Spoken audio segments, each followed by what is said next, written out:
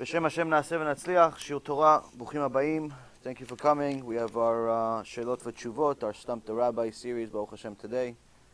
Hopefully you guys have some questions. I know you guys are playing the silent treatment on me right now, but hopefully you guys change your mind at some point.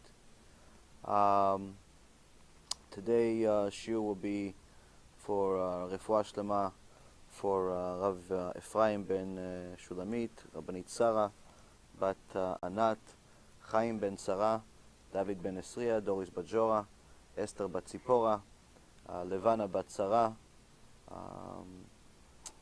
Yosef ben Levana, and Atzlacha Rabba for Oshri ben Doris, Gabi ben Doris, and Elad ben Doris, Bezot Hashem.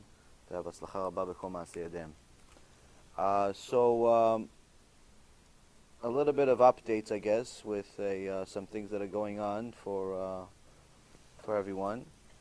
In the last couple of weeks, I think we've gone, it seems like, maybe I'm just imagining it, but it seems we've gone a little bit stronger with speaking out against the Chilul Hashem that certain well-known speakers and rabbis are making by distorting the Torah, and some keilot, like the one in Los Angeles, are doing. And to be honest with you, for some reason people send me, different rabbis, like, oh, check this one out, he's bad. Like, for some reason people, I guess because I'm one of the few that actually talks out loud about these issues, people think I like doing this. I don't think there's something I hate more than this. But the Mishnah in Pirkei Avot says, "B'makom she'en ish tishtadel liot ish." In a place that there's no leader, you be the leader. If you see that there's something wrong going on in your shul, and your rabbi is not doing anything about it, the first step is to bring it to his attention. Tell your rabbi, listen, I come here to pray, but the place is like, like a bar. Everyone's horsing around all day. If you don't mind telling them to stop talking during the tefillah, if you don't mind giving them maybe a shiur about it, do something. If the rabbi does something, Baruch Hashem, he's a rabbi that, it's worth having. If he doesn't do something, you have now two choices. One choice is to stop going to this place and go to a different place. Most likely the next place is probably going to have also similar problems, because most Beit Knesset have issues. And you probably will not be as comfortable talking to the rabbi over there. But the point is that you could try going to another place. The second option that you have is that you do something about it. Now, Rav Ephraim, earlier today, he had his Shelot V'Tshuvot. You guys could sit in front of me, so I don't have to, break my neck all day. I'm looking left, I'm looking right. Sit, do me a favor, sit in front of me. Looking right, looking left. People think I have some type of problem with my neck. Don't worry, I don't kill you with my eyes, just with my mouth. He has his Shelot V'Tshuvot. He has questions and answers. He does usually once a week online. And he came up with a really good idea that's very good, especially for the issue of, shuls where everyone's talking. I'm not talking about shuls where the rabbi is a heretic and he teaches Avodah Zarah, pray to some rabbi, or there's no judgment and things of that nature. Places like that, avoid at all costs. I'm talking about a place where it has the typical issues of, that we all have, where the place is people are talking, people are horsing around and things like that. And it's tough to pray somewhere like that. So there is a organization, I'm assuming there is several organizations like this. I know there's one in English and there's one in Hebrew that has made different posters about telling people to be quiet in shul while you pray, And they write different things. There's one really serious organization that he mentioned in Eretz Yisrael where they literally take different scary things that it mentions in the Zohar or the Shulchan Aruch or different places in the Torah for people that talk in shul and horse around in shul like it's a bar. And they make it into a poster. You print it out and you put it on the wall. Says someone that talks in shul while people are praying has no share of the God of Israel. This is 100% accepted. This is the rule. So now most people that talk in shul don't know this. Why? Because they're talking. If they knew this, they either would not go to shul or they would stop talking. Shulchan Aruch says someone that speaks in shul, his sin is too big. There's no other sin in the entire Torah that the Shulchan Aruch writes is too big. Even Chilul Shabbat doesn't say that. And the reason why is because when you violate Shabbat, the sin is on you. It's your problem. You want to do tshuva, Be'ezrat Hashem, you do tshuva, you're welcome, Baruch haba. You don't want to do tshuva, you'll just go to Gehenom forever, that's it. Not a big deal. Not a big deal. Just go burned and, ripped apart for infinity years. Good luck. You want to do that, good luck. But it's just you, though. Just you. Talking in shul, Rabotai Yekarim, the Shulchan Aruch says this is a big sin. Too big. Why is too big? Why is too big? Because people, they don't go to shul, usually, at least they're not supposed to. They don't go to shul to horse around. Usually people go to shul to pray to HaKadosh Baruch Hu because they have a lot of problems. Baruch Hashem, Joshua doesn't have any problems. So he comes to shul to help us. He prays for us, Joshua. He prays for us because Joshua's tzaddik, not like you people. He's tzaddik, Joshua. He comes, prays for us, Yishtabach Shemo. He prays for us. Be'ezrat Hashem, he's never going to have problems. But we need people like him to pray for us. The rest of us, we have problems. So we go to shul to pray for what? For our problems. HaKadosh Baruch Hu help me. I don't have a job. HaKadosh Baruch Hu help me. I have many enemies. HaKadosh Baruch Hu helps me. I'm alone. HaKadosh Baruch Hu help me. I'm married, but I feel alone. HaKadosh Baruch Hu, I don't have any money. HaKadosh Baruch Hu, I have too much money, and everybody wants to kill me because of it. And so on and so forth. Everybody has their own set of problems. So we go to HaKadosh Baruch Hu every single day. Pray to HaKadosh Baruch Hu. Please. Please, Hashem, help me. Now, HaKadosh Baruch Hu has many, many helpers. Not that he needs help, but the way of a king is to have servants. If a king doesn't have servants, it's not kavod for the king.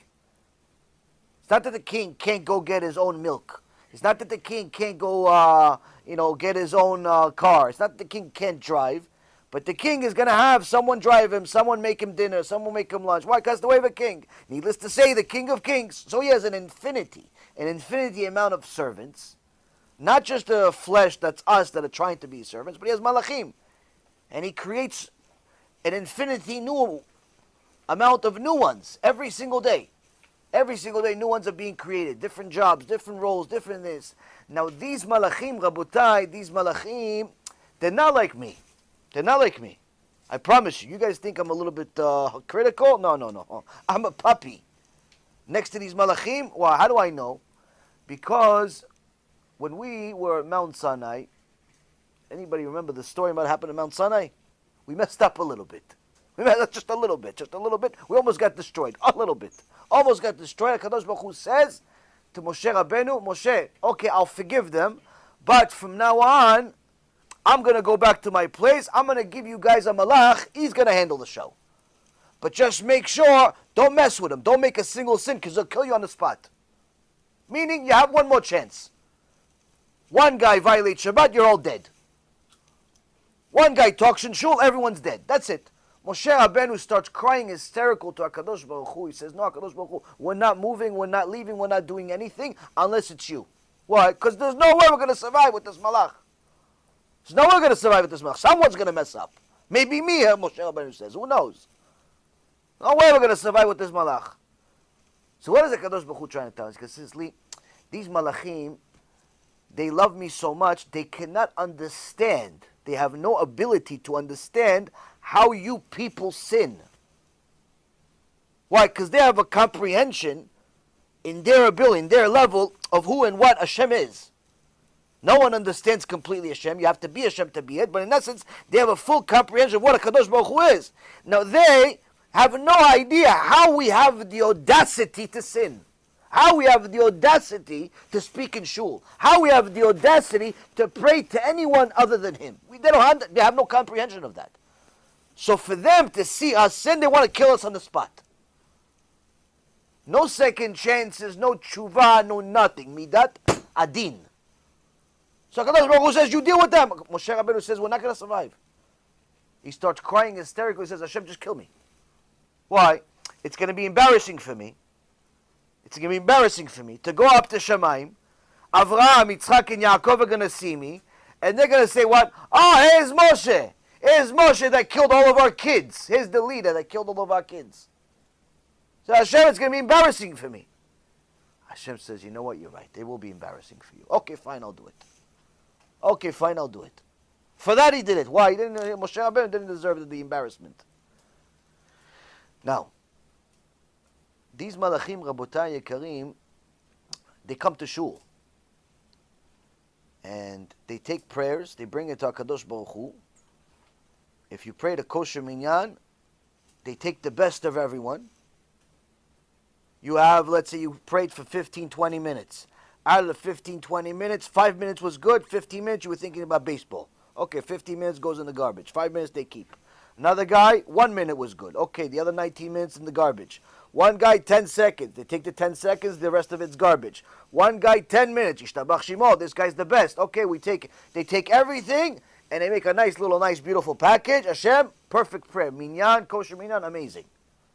Hashem says, okay, let me see what they're praying. Oh, this guy, misken, he's sick. Okay, let's make him healthy. This guy's poor. Okay, let's give him a new customer tomorrow. Oh, this woman is lonely. Okay, let's send her a shidduch. Next door neighbor, never knew she existed. This one is this one. Kadosh Baruch Hu starts writing checks. He starts writing checks. Why? It's a kosher prayer. But what happens when someone starts talking in the middle of Kaddish? What happens when someone is talking b'chazarat hashatz? When the shliach tzibur, the chazan, goes over the Amidah again, people think this is a socializing event. Why? Because they already did it. They figured, I already read Amidah, so this is a time for me to catch up with Steve. This is a time for me to catch up with Reuven. I'll tell him about my job, I'll tell him about my wife, I'll tell him about this, I'll tell him about that. It's a time to catch up. The Malachim don't have any type of sense of mercy. They take everyone's prayer and they put it in a hold box. It does not go to a Kadosh Baruch Hu. Kadosh Baruch Hu asks, okay, Madua bati ve'enish, I came, his synagogue, but there's no one here. Malachim says to Kadosh Baruch Hu, no, Kadosh Baruch Hu, there's no prayer here. There's nothing here. Why? No, they're just hanging out. It's a bar. What do you mean it's a bar? Big building for be a bar, Kadosh Baruch Hu says. What? It's a nice building to have a Sefer Torah in this bar. He goes, yeah, Kadosh Baruch Hu, this bar has Sefer Torah in it. It's not a Beit Knesset though. Why? In a Beit Knesset, you don't talk in the middle of Kaddish. In a Beit Knesset, you don't talk in the middle of Chazarat HaShatz. Needless to say, you don't talk in the middle of Amidah. Okay, Hashem, maybe Hashem says, I'll come back tomorrow, see what happens. So the Shulchan Aruch says, the sin is too big. Why? You are the only one that talked. You and Reuven are the only one that talked. You and Shimon, you're the only one that talked. 100 people on the minyan, their prayers are not getting accepted. Now what happens? The guy stays sick. The guy stays poor. The girl stays lonely. The kid, everybody's problems stay the same. And the Shulchan Aruch says, all of that is on his head. On that one guy's head, or the two people's head that were talking, everybody's problems on their head. Everybody is going to blame. They're going to see in Olam Haba, they get to Shamayim, and say, Kadosh Baruch Hu, how come you didn't cure me? I was so sick. How come? I prayed for it. Hashem says, let me see your account. Yeah, you prayed at that bartending minyan. Oh, you prayed at the pub minyan. Yeah, we don't accept prayers from pubs. We don't accept prayers from places like this. Yeah, but Hashem, it was the rabbi that was the biggest talker. Okay, you should have picked a different rabbi. You should have picked a different shul. You should have picked what else. There's a certain type of ingredient list that I need in order for it to work, in order for the medicine to work. When you have a talker in your shul, It doesn't work. It ruins the whole thing. It's like putting a little bit of poison in your soup. B'te'avon. Bon appetit. So Shulchan Aruch says this is too big. This is too big of a crime, Rabotai Yekarim, and everyone's prayer does not get an answer. And now, who wants this kind of bill? To know that this guy's kid stayed sick because of you. Because you had to tell Steve that you just closed the deal. Who wants this kind of bill to know that this woman stayed lonely because you decided to tell her that you're baking a cake for Shabbos? Who wants all these things? Who wants all this stuff? No one. How come we do it? Because we don't know. We don't know that we're doing this. We don't know that we're performing such a big crime against humanity, against our brothers, against the people that we love. So now, getting some of these signs, and you can find them on the internet, or you could simply just type something up yourself, but there's certain things that are already typed up. You take this, you start putting it all over the walls of your synagogue in a nice, amicable way, in a nice fashion. Don't start turning this stuff into your wallpaper. It's not, it's not nice. But you got to put a few of them in every corner, a few, so everyone knows as soon as they come in, okay, this is there. Now, if you put a piece of paper, black and white, people are not going to pay attention to it. They're going to think it's like, that's the shiur time or something. Make it nice, make it a different color, put it in some type of frame, make it big, make it stand out. Make sure you ask the rabbi, can you please do me a favor, mention this to people. You mention it to people, have a few on you. You see somebody talking, you don't have to say a single thing. You tell me, hey, by the way, here. He sees, you just lost Olam Haba. Shemer Achem. What? Who are you to tell me that? And he says, Shulchan Aruch. Signed Rabbi Yosef Karo. It wasn't me.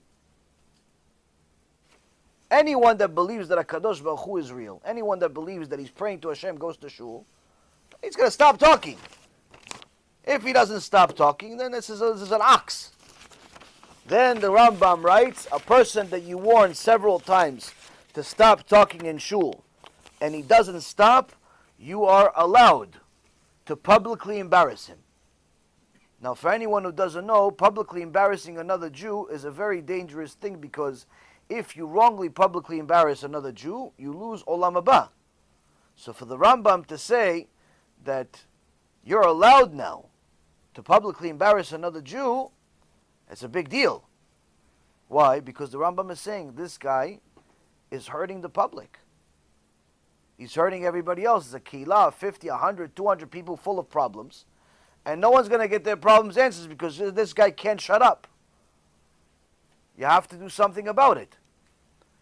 Now, like I said, sometimes the kehillah just needs a little bit of information. You give them some information, Be'ezrat Hashem, you'll succeed. Tell them, listen, do me a favor. You could talk as much as you want outside or after the prayer. I'll talk with you. Let us pray 15, 20 minutes, we're finished. In the morning, an hour, 45 minutes, whatever it is, we're finished. Even if you have to tell the guy, you know what, do me a favor, I'll give you $20 just to shut up. $20, quiet. Do it a couple of times. The guy's going to, after a few times, like, oh, well, he's not going to come for $20. And say, okay, after a while, okay, I have to be an adult here. Either go home, or go to work, or go pray. People have to do something about their prayers. These synagogues, mamash, it's very difficult. It's very difficult to see people pray so much and nothing happens. And I know this is part of the reason. The other reason why we have a lot of problems, especially on Shabbat, in synagogues, is because of lack of modesty. There are many, many issues in every kehillah, but there are certain things that we could do something about.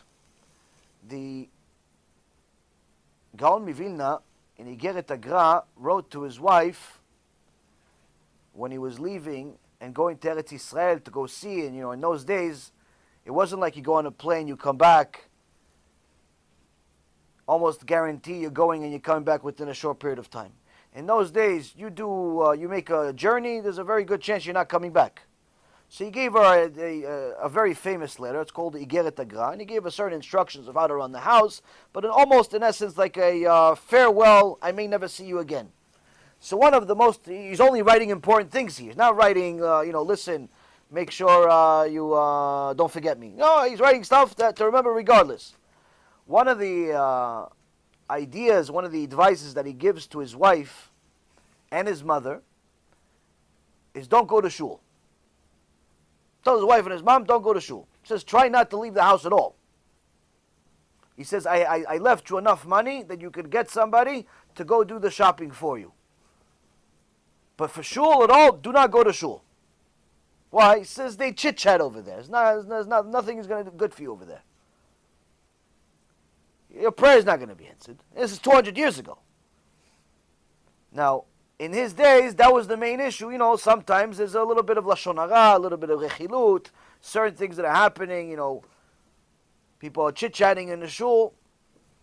Today, it's not just that. Today, sometimes not sometimes, I'm trying to be nice, but there are certain places that women love to go to, certain synagogues that there's like more women than there is usually. And the women come there and they socialize the whole time. But that's not enough. They also like to stand at the entrance of the shul to say goodbye to every single male member of the shul. They also like to forget half their clothes at home. They also like to wear wigs that no one in the world in the history of mankind ever said is kosher. Forget about the India stuff. I'm talking about simply, even if you want to rely on the poskim that said that some wigs are allowed without the India avodah zarah issue. No one ever said that these long ponytails are, horsetail wigs are allowed, except our dear friend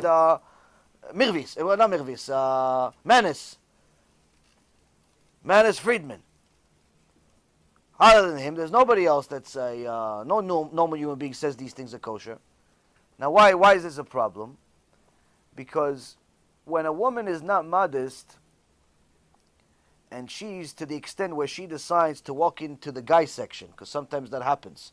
Women decide to just, go to the guy section, sit there for a little while, say hello to a few people.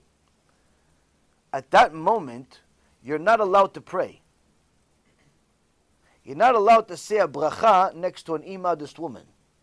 You're not even allowed to say Birkat HaMazon. Birkat HaMazon, you're not allowed to take Hashem, not to talk to Hashem. Why? Is an immodest woman next to you? So you have to understand the magnitude of this. If you have a Beit Knesset full of immodest women, go somewhere else. Go somewhere else. Why? It's very hard to believe that the Shekhinah would ever allow itself to go to such a place. Now this is across the board, Sephardi, Ashkenazi, whatever you want, doesn't make a difference. There's a certain shul here in Florida. I went to it only one time, Baruch Hashem. And I saw that apparently the rabbi pretends to be Orthodox. Why? Because he doesn't even know the halachot of a Bet Knesset. They're supposed to have a mechitza, the separating section between the men and the women. The whole point of it is that the two cannot see each other. That's the point. So the guy doesn't look at the girl and think about the girl instead of HaKadosh Baruch Hu. But this Bet Knesset, what do? They have like holes. The whole thing is full. It's like a fence. Pretty much, there is no mechitza. And not only that, they put the women on a stage, so you could definitely see everything, not just her face. So if she forgot to wear like half of her skirt, you could see that too. Because she's on a stage now. And it's a fence, and it has holes everywhere. And the place has, on Shabbat, there was no less than 400 or 500 people. It's a big Knesset. It's not like a hole in the wall. Maybe more. A Bet Knesset like that, you're not allowed to pray in it. Why? It has no mechitza. That's how Reform people pray. So it's important for us to know these little things, because that's the difference between you praying to HaKadosh Baruch Hu and getting your answer, getting your salvation, or you just simply talking to a wall. Many times people cry to me and tell me, I pray, but my prayers don't get answered. Where do you pray? That's question number one. Where do you pray? You pray a Beit Knesset that's not kosher, you have a serious problem. You have to find a new one. So try to help your community, try to help your synagogue, try to help people without causing a big fight. Some people like to cause fights. They like to tell people what to do. Don't tell anybody anything. Like I tell people all the time, what I do, I've been doing for 20 years. I've been a speaker for 20 years. I've only been teaching Torah for, I don't know, 6, 7 years, whatever it's been, but I've been a professional speaker for 20 years. So I can read people, I can tell you what you pretty much are going to ask me before you ask me. There's a certain skill set that goes with it. So that's not something you can buy in at 7-Eleven. It takes a lot of experience. It's not for everyone. You want to go do it, try your luck at it, go try your luck at it. But the reality is, most people can't do it. It takes a lot of training. So it's better you don't necessarily speak to people. Let me do it. How? You take a CD, you say, hey, listen, it's Thursday, and you're still Mechalel Shabbat last week, so here's a CD. Hopefully by Friday, by tomorrow, you'll be a Shomer Shabbat if you hear the CD. You let me do it, you give him a CD, you give him a link of a shiur, Yishtabach Shemo, the guy's going to be Shomer Shabbat. That's one way. Second way to do it is you invite him to a shiur, like Baruch Hashem a few people did today. You invite him to a shiur, they hear a few things of emet. You never know. The guy may actually start keeping Shabbat. The guy may stop speaking in shul. The guy may leave his Goya girlfriend. The guy may stop wasting seed because he realizes that there is a consequence for your actions.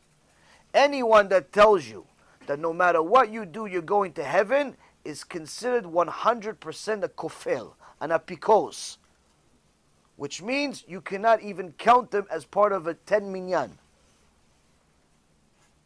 His Judaism is on suspension. Her Judaism is on suspension. Why? One of our 13 principles of faith is that there's reward and punishment. Anyone that tells you that there's no punishment is simply a person that has removed himself from Klal Yisrael.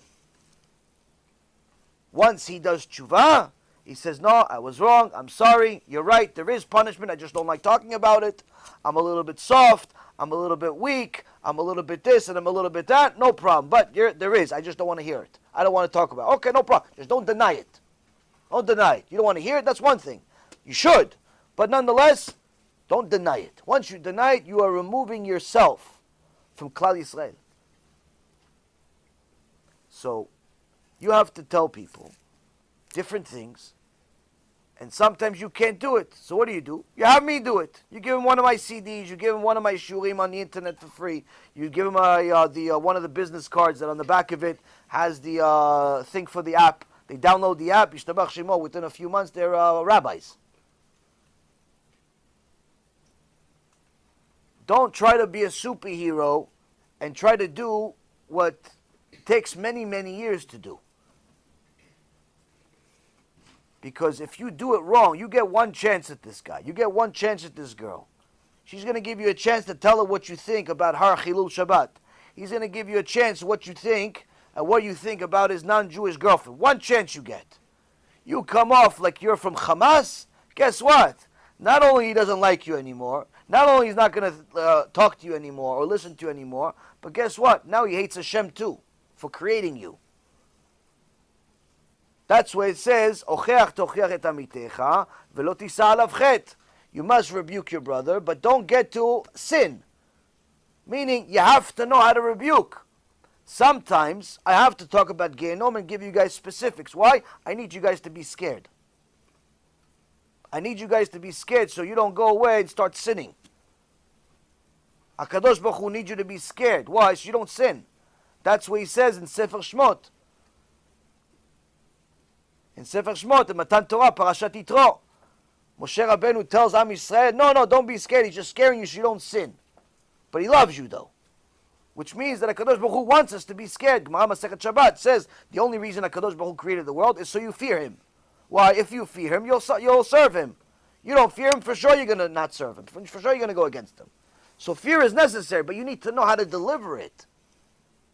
Don't think that just because you know how to talk to yourself, you could talk to people that way. You have to know how to read them. You have to know what to say to who and what and when. So it's better you don't do it than you have me do it. You have Rav Mizrahi do it. Unfortunately, in English, the list is not very big of people that do it. If you know how to do it, you trust yourself to do it, go do it, try it. But if you see that it's not working with 10, 20 people already, stop. Stop doing it. You're ruining everything. Give him the lecture and don't say a single word. Why? Because everyone has an ego. Everyone has an ego. No one likes to be told what to do. But if you do it in a certain way where you just give the guy a CD, you just give the guy a link to a shiur, and he watches it, he listens to it, she listens to it, and she gets the shock of her life, but she doesn't feel like it's a personal attack, because she knows I'm not talking to her, I'm in a video. I don't even know who she is. I don't know who he is. But she knows it's true. And she accepts it. Her ego will allow it to accept it. Why? Because she feels like she discovered the truth by herself. It wasn't from you. She's not connecting the dots that you're the one that sent it to her. So she'll accept it much more likely from me on a video than from you. As her friend, as her son, as her father, as her whoever you are. So more times than not, it's not going to work. Now, if you want to do kiruv with people, by talking, do it with strangers. Do it with strangers. I know I used to tell you guys to try to help people that are around you and so on, but I'm seeing more damage than good happening with people talking. So let's try to re-strategize a little bit. Stop talking. And if you have to talk, talk to strangers. Meaning, you tell the guy, listen, by the way, I don't know if you know, you just parked right next to the shul on Shabbat. I don't know if the rabbi ever told you, but Jews not allowed to drive on Shabbat. Oh, really? Oh, no, you're not allowed to drive. Okay, fine. Why? Everybody else drives. Okay, everybody else jumps over a bridge. You're going to jump over a bridge? If you want after Motzei Shabbat, I'll show you sources. Okay, you know what? No problem. Okay. Stranger. Stranger is more likely to accept it from you. Your brother, your sister, your best friend, your all those people, they're not going to accept it from you. Why? Because there's an ego involved. There's an ego involved. Another thing is, you could sponsor these CDs, and we could do it for you. We send these CDs all over the world. And right now we're working on for some time we've been working on the next double CD package that I told you guys about a week ago. This is it. It's not made yet, but this is the first of its kind. No one has ever made a CD like this before, not because I'm unique, but simply because no one wants the burden and the headache that comes with it. This CD, there's two of them. One of them is not unique. It's just my personal story and a bunch of short movies we made about Torah. The movie Baruch Hashem has already hit, I don't know, maybe close to 100,000 people have watched this movie throughout the different channels, and it had a lot of really good feedback. So that movie is good, but more importantly, in my opinion, is the second CD, which is Tikkun HaBrit. It's somewhere in the neighborhood of, I think it's 57 different tracks, 57 different shiurim about wasting seed, about the issues of immodesty, about the issues of immorality, specifically for this generation. Why do I say that this is the first of its kind? It exists, but only in Hebrew. You'll find there's a few rabbis that made similar CDs in Hebrew for years. In English, no one has ever dared to make such a CD. And the reason why is because it comes with a big headache. When I tell you guys I get 300, 400 messages a day, what I don't usually tell you is that 90% of them have to do with this issue. Because a lot of people, unfortunately, are addicted to women, addicted to themselves, addicted to immorality, addicted to a lot of these things. And they never knew it's as bad as it is until they watch one of my shiurim. Until they realize that if they continue wasting seed, they are going to go to Gehenom and never come out. That's what the Torah says. That's what the Shulchan Aruch says. A person that wastes seed without doing tshuva, en lo chelek le'olam haba. The Gemara says in several places, a person that even touches his member and he's not married, and he causes himself an erection, he's like bringing the Mabul. So the Chachamim say, what does it have to do with the Mabul, the flood, Noah's Ark? He says, the biggest crime that that generation of Noach made was immorality, was wasting seed. That was the biggest reason why Kadosh Baruch Hu decided to kill all of them. So now, you have an entire generation of somewhere between 6 to 8, 9 million Jews, English-speaking Jews in the world, where the overwhelming majority of them do not know the magnitude of the crime of wasting seed. And part of the reason is because no one ever told them. In Hebrew, you can find many shulim, but in English, it doesn't exist. So right now, we're trying to raise some money so we can print out as many CDs as possible. And anyone that wants to be a partner in this huge, gigantic project, please let me know. There's a link on the internet. I'm sure Vimesh is going to put it on the message board now. It's on our website. It's not only something that you need for the community. You need it for yourself, because every single time that you have made this crime, which if you're a teenager or you've gone through teenagehood, during 14, 15 years old, when you discover yourself, maybe a little sooner now in this generation, 10, 11, 12, whatever it is, by the time you watch my shiur, you're 20 years old, you've been wasting seed for 10 years, you probably did it 5, 6, 7, 8, 9, 10 times a week. By the time you've arrived at 20 years old, you've killed several civilizations. You've killed the world over 1,000 times. What are you going to do? How are you going to fix it? Even if you stop right now, okay, what about all the murder you made before?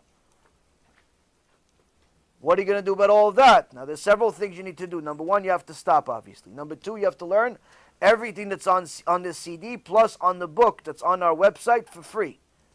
There's a book on our website. It's called Watching Your Brit in Your Eyes, something like that. It's about 200 pages. You can download it for free.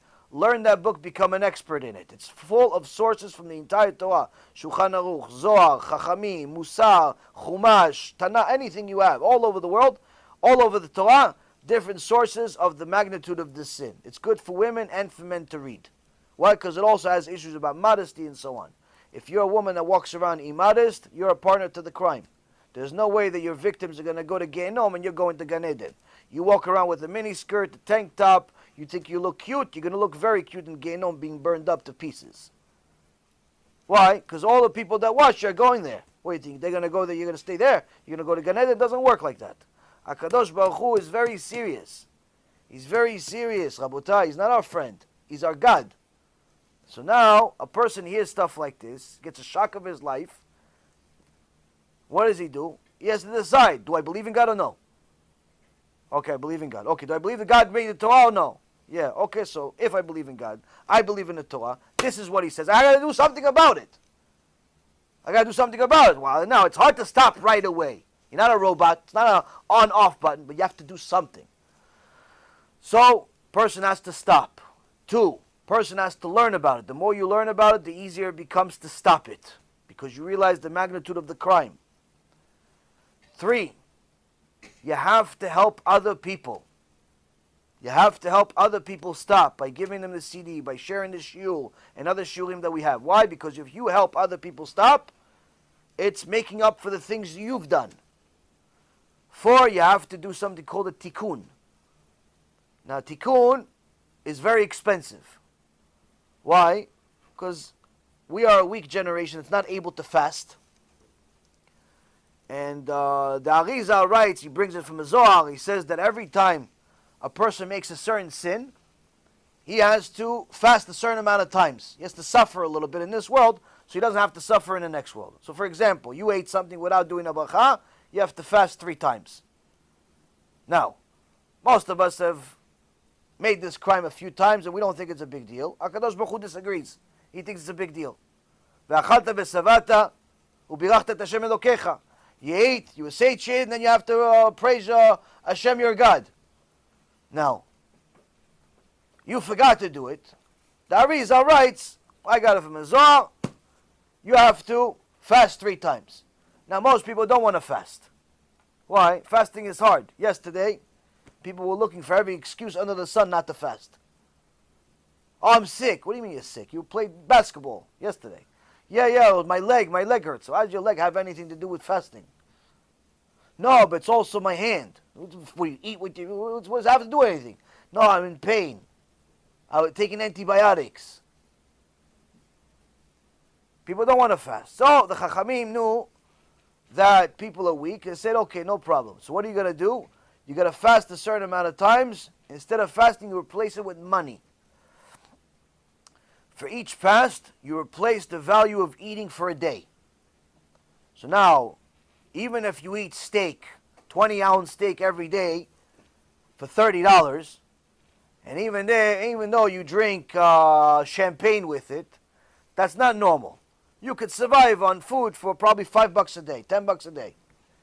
So if you're conservative, let's say you drink the water from the water fountain, and you eat a piece of bread, and $5 will cost you to eat for the day. Because if you replace your real meal that you spend, $15 for breakfast, $25 for lunch, and $60 for dinner, by the time you finish, you got yourself a couple $100 a day. So what happens here? So you have to replace every meal, every day's food, with money. So let's say it's $5 a day. You have to now $15, 5 times 3. You forgot to pray, do a prayer on food, so you have to $5 times 3. Value of meal is $5. For the tikkun, for forgetting a blessing is 3 times, so $5 times 3. You give this $15 for the sake of publicizing Torah, publicizing Kiruv, especially when it has to do with this issue, someone that teaches about brachot, someone that teaches about prayers and so on. You give this $15 to him, to his organization. That's your tikkun, making up for that crime 1 time. Now, if you forgot praying, 100 times, you got to do it 100 times. You don't have the money for 100 times, then you do it over time, every month a little bit, every week a little bit. Now, the problem is that the tikkun that I just gave you is the smallest tikkun that there is. Forgetting a prayer is only 3 fasts. It's the smallest one. It's the cheapest one. If you were intimate with a woman that's a Jewish woman and you weren't married, that means that she was nida, because an unmarried woman is not allowed to go to the mikveh. So you had a girlfriend, and you and your girlfriend acted like husband and wife for a little while. Well, the Zohar Kadosh says that you have to fast 82 times, each time you were with her. 82 times. So now what does that mean? $5 times 82, $410. For each time you were with this girl. You guys dated for, let's say, a year. You were together for 100 times. 100 times in a year. 100 times $410. You got yourself a nice bill. Now, you don't have that kind of money. You're not Rockefeller. You're not Rockefeller's son either. No worries. You don't have to pay all of it in one day. Whatever you can, you do. You got, let's say, $400 a month. Okay, so you do 1 tikkun a month. You got $800 a month, you do 2 tikkuns a month, and you do it as long as you have. Now, when a Kadosh Baruch Hu sees that you're doing his mitzvot, you care about it, you're putting your money where your mouth is, guess what? A Kadosh Baruch Hu likes that. Why? Because he sees that you're taking it seriously, so he gives you more money. You end up winning anyway. You don't lose. Now, Rabotai Yekarim, the tikkun for wasting seed is 84 times. 84 fasts. For every single time a guy wasted seed, he has to fast 84 times. That means $420, with the estimate of food being only $5. Some people estimate food to be $10. Some people estimate food to be $20. Depends where you live. But let's say we're conservative, $5. Okay, it's $420 per time. And that means, Rabotai, that the average guy that's 25 years old that was wasting seed already for at least 10 years, you're talking about he has to be Rockefeller and his father to pay for what he did. No worries. HaKadosh Baruch Hu knows that. He's not expecting you to be Rockefeller. He's expecting you to do something. Can you handle something? Can you handle something? What can you handle? You could do $400 a month, do $400 a month. $400 a week, you do $400 a week. $400 a day, you do $400 a day. $400 a year, $400 a year. Whatever you can handle. Guess what? HaKadosh Baruch Hu has access to your bank account. He knows what you can handle. He even knows your boss. He knows what he pays you. He knows your parents. He knows what your allowance. He knows how much money you have. Don't pretend like you don't have. People always, no, I'm broke, and they buy a new car, they buy a new house, they buy new this, they buy new that. Okay, broke, good luck. Now, here we have an opportunity, Rabotai, and again, remember, this is not for me, not a single dollar of this goes to me. This is all for you. Here we have a double whammy. We have a double win here, because we're coming out with a CD that's the first of its kind. So this means someone that donates to these CDs does their tikkun through these CDs where they give their $400 or $1,400 or $14,000 or whatever you can end up giving for us to help publish these CDs. Now you're winning in a million different ways. Not only are you doing a tikkun, because you're helping publicize Torah, but you're also doing kiruv with this money, because these CDs are going to be giving away all over the world. Each person listens to this CD, Ishtabach Shimo La'ad, this person starts doing tshuva, you're the biggest winner in the world. One guy that used to weigh seed twice a day on a regular basis, he thought it was healthy. His psychiatrist says it was healthy. He wasted seed twice a day for 10 years, almost killed himself. That guy stops because he got a $2 CD. Guess what? Every single time he would have done it ongoing, twice a day, for the rest of his life, another 60, 70 years, guess what? It goes to your account that you are making up twice a day from the past. You did it once a day, you did it once every other day, he does it twice a day, you're erasing the bill day by day, day by day. So that means you don't have to pay $1 million trillion for all the things you do. You just got to use your money wisely, and you got to publicize this stuff. You don't want to do it? Be my guest. Don't do it. Don't do it. Don't do anything. Hey, chavod. People think that they're doing me a favor. Saying, oh, how much exactly is this and how much exactly is that? No questions. This is what it is. You want any questions? You go to the website. It has the information. That's it. You don't want to do it, but chavod, do what you want. What if I do it myself, and if I just, take the links and I send them to people? Go send the links to people. This is an option. You want to use it, but chavod, do it. What if this and what if that? Listen, this is an opportunity. Someone wants to be a partner. Someone wants to take a few dollars, help themselves, but chavod, you do it. You don't want to do it, don't do it. Trust me, if I wanted to sell it, it would be a different pitch. But people need to understand, doing tshuva is not an easy thing. It's not cheap either. It's a lot of effort. But that's why the people that do serious tshuva listen to our shurim, follow what we say, which is really just repeating what the sages say. These people don't go off the derech, Baruch Hashem. Why? Because it was so hard for them to get to where they got to, and they're enjoying it so much, they don't for a second want to risk it. For a second, they don't want to risk it. Going for what? For 5 minutes of pleasure? For what? So you have to be strong, Rabotai. It's the only way. I know there are certain people and certain organizations that teach differently. They teach a softer approach. They tell you that you're okay. They tell you you're a tzaddik. They tell you everything is fine. Well, I'm sorry to tell you, but I don't believe that strategy works. And it's not, you don't have to take my word for it. You could just look at society today. These organizations have been around for 20, 30, 40, 50, 60 years. The number of religious people in the Jewish world today has decreased repeatedly, consistently. It's not like we've gotten better with this approach. This approach hasn't worked. If it works, then more people will be religious. If it works, then all of their students will be tzaddikim. But what do you see? You see that the students are getting worse and worse, and the teachers too. And that's part of the reason we're going to finalize with this one thing, and then you guys can ask some questions. And again, to repeat, part of the reason why these organizations succeed is because people, instead of publicizing real Torah, they donate and they attend the lectures of these wicked people, like this Manis Friedman, and this Dweck, and this Mervis, and all these people that we talk about. And it's sad that this Manis Friedman apparently is very popular here in Florida. So he's coming to visit in, I think, the next week or two. He's coming to visit to help ruin more lives. So he has a couple of speaking gigs in North Miami Beach, in Miami, in different places.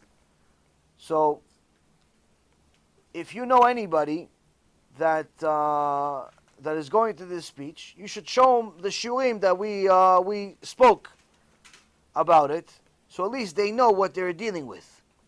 Because most people can't even tell what's right and wrong anymore.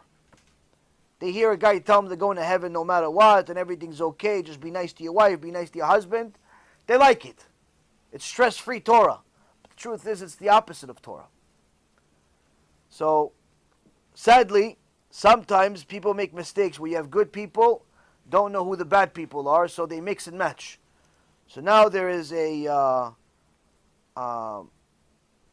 very controversial series called the Justice series, and it's about a guy named Derek Hamilton who was imprisoned for murder, and he ended up winning his innocence after studying law in prison.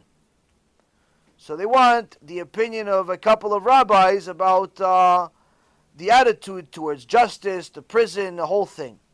Now, the grand scheme of things, this is very interesting, very mentally stimulating. What's the problem? You have a good and bad here. What's the good and bad? On one hand, you have a good rabbi named Rabbi Akiva Tatz. He's a good rabbi, from what I know. I read one of his books. Very smart guy, very nice person, helps a lot of people. And but then he doesn't know that he's partnering up with one of the biggest Reshaim in the history of Am Yisrael, named Joseph Dweck. Joseph Dweck is the guy from London that made a lecture about a year ago that said that homosexuality is like the biggest blessing that's happened in recent history. This is a rabbi of a kihila. So now I'm assuming that Rabbi Akiva Tatz doesn't know that Dweck is such a rasha, doesn't listen to lectures on YouTube, doesn't deal with this stuff. And he doesn't know that he's being put on the same stage as this guy. Now what happens in a situation like this? Why do I mention this? I mention this because if anybody here has contact, has access to Rabbi Akiva Tatz, you should tell him this. And the reason why is because when someone has a good reputation as a kosher person, as a good person, and they're put on a stage with anyone else, by default, that kosher person becomes the kosher stamp on anyone that's next to them. Where do we learn this from? We learn it from the Gemara. Gemara has a person by the name of Resh Lakish. Resh Lakish was the chavruta of Rabbi Yochanan, one of the most important sages in history. Now before Resh Lakish became the Resh Lakish of the Gemara, he was the head of the mafia. He was the biggest gangster in the world. One day he did tshuva. Rabbi Yochanan helped him do tshuva. The guy became a big tzaddik, big chacham, kodesh kodeshim. But because he knew the ways of the street, because he knew crime, because he knew all the things, he was very, very critical of it. Because he knew now how bad it was. He knew how filthy it was. So he would never even talk, just even a hello, to anyone that he knew was not 100% a kosher person. To such an extent that it became well known among the community that anyone that Resh Lakish talks to, that's a good person to do business with. You could actually lend him money do business with him without witnesses. Why? Resh Lakish shook his hand. That's enough. Resh Lakish is such a kodesh kodeshim. He's so strict when it comes to dealing with people. He doesn't talk to anybody unless he knows for sure you're like mamash badatz. You are the biggest kashrut in the world. You're the biggest tzaddik in the world. He's never going to talk to you. So Resh Lakish says hello to this guy, says, how are you? How's everything? Oh, we could do business with this guy without even having witnesses. Why? Resh Lakish is the witness. Resh Lakish is the judge. Resh Lakish is the testimony. Resh Lakish is the kosher stamp. And that's what happens. Sometimes you have tzaddikim, you have good people, you have righteous people, and somebody books them into some event. They don't know who, what, when, and how. They're just going to do their job. Problem is, they bring some Reshaim, some Manis Friedmans of the world, some Joseph Dwecks, some Dror Kasutos, some of these filthy people that distort the Torah. They put them on the same stage as this guy. And the people that, they say, oh, I know Rabbi Akiva Tatz, I know this one, I know these good people. I don't know this Dweck, I don't know this Dror, I don't know this Friedman. But if he's on the same stage, he must agree that this guy's a good guy. Next thing you know, they start listening to this guy's kfirah. This actually happened recently. Recently, there was big Talmid Chacham Tzaddik that was hosted on his show, on his thing. He hosted one of these Reshaim, Friedman. And he didn't know who he was. He didn't know. Like, he knew he's popular on the internet. He goes to different places every day. But this guy says there's no Gehinnom. He didn't know this guy's promoting promiscuity. He didn't know this guy made a lecture today or yesterday, whenever it was, and the background of the lecture, he's actually in a wig company. The whole background is wigs. Each one 6-8 feet long. The whole background. He's promoting this. He's promoting immodest wigs, against halacha, against everybody's halacha, including the Lubavitcher Rebbe. And that's what he's promoting. He gives shiurim just to women on a regular basis, against halacha. He does all types of things, and everybody keeps listening. Why? Because people don't know much. People don't know much, and a few people gave him the okay stamp because he was on the same stage as a couple of decent people. And that's what happens. So anyone who doesn't know, you have to understand. Sometimes you're going to have a mix. You're going to have a good guy sitting right next to a bad guy, not because the good guy is saying the bad guy is a good guy, but he doesn't know. He doesn't have time to know. But if anyone knows, you see one of these things happening, your rabbi invited one of these Reshaim to the shul, and because he doesn't know that he's a Rasha, let him know. Tell him, listen, you have to see, there's a few clips here. This guy says that there's no schar ve'onesh, there's no reward and punishment. This guy says that a woman should be, pretty much a prutza in the streets, and all types of things. This guy says that Hashem wanted Adam v'Chava to sin. Starts creating new things from the Torah. Your rabbi is obviously going to know. It's, can you show me proof? Yeah, I show proof. The guy says, okay, thank you, canceled. You're doing the community a service by doing such a thing. So you don't want to do it, don't do it. But the point is that anyone that wants to do it, this is something to do. So with that being said, please, if anybody has some questions, bechavod, who wants to start? Go ahead. Mike.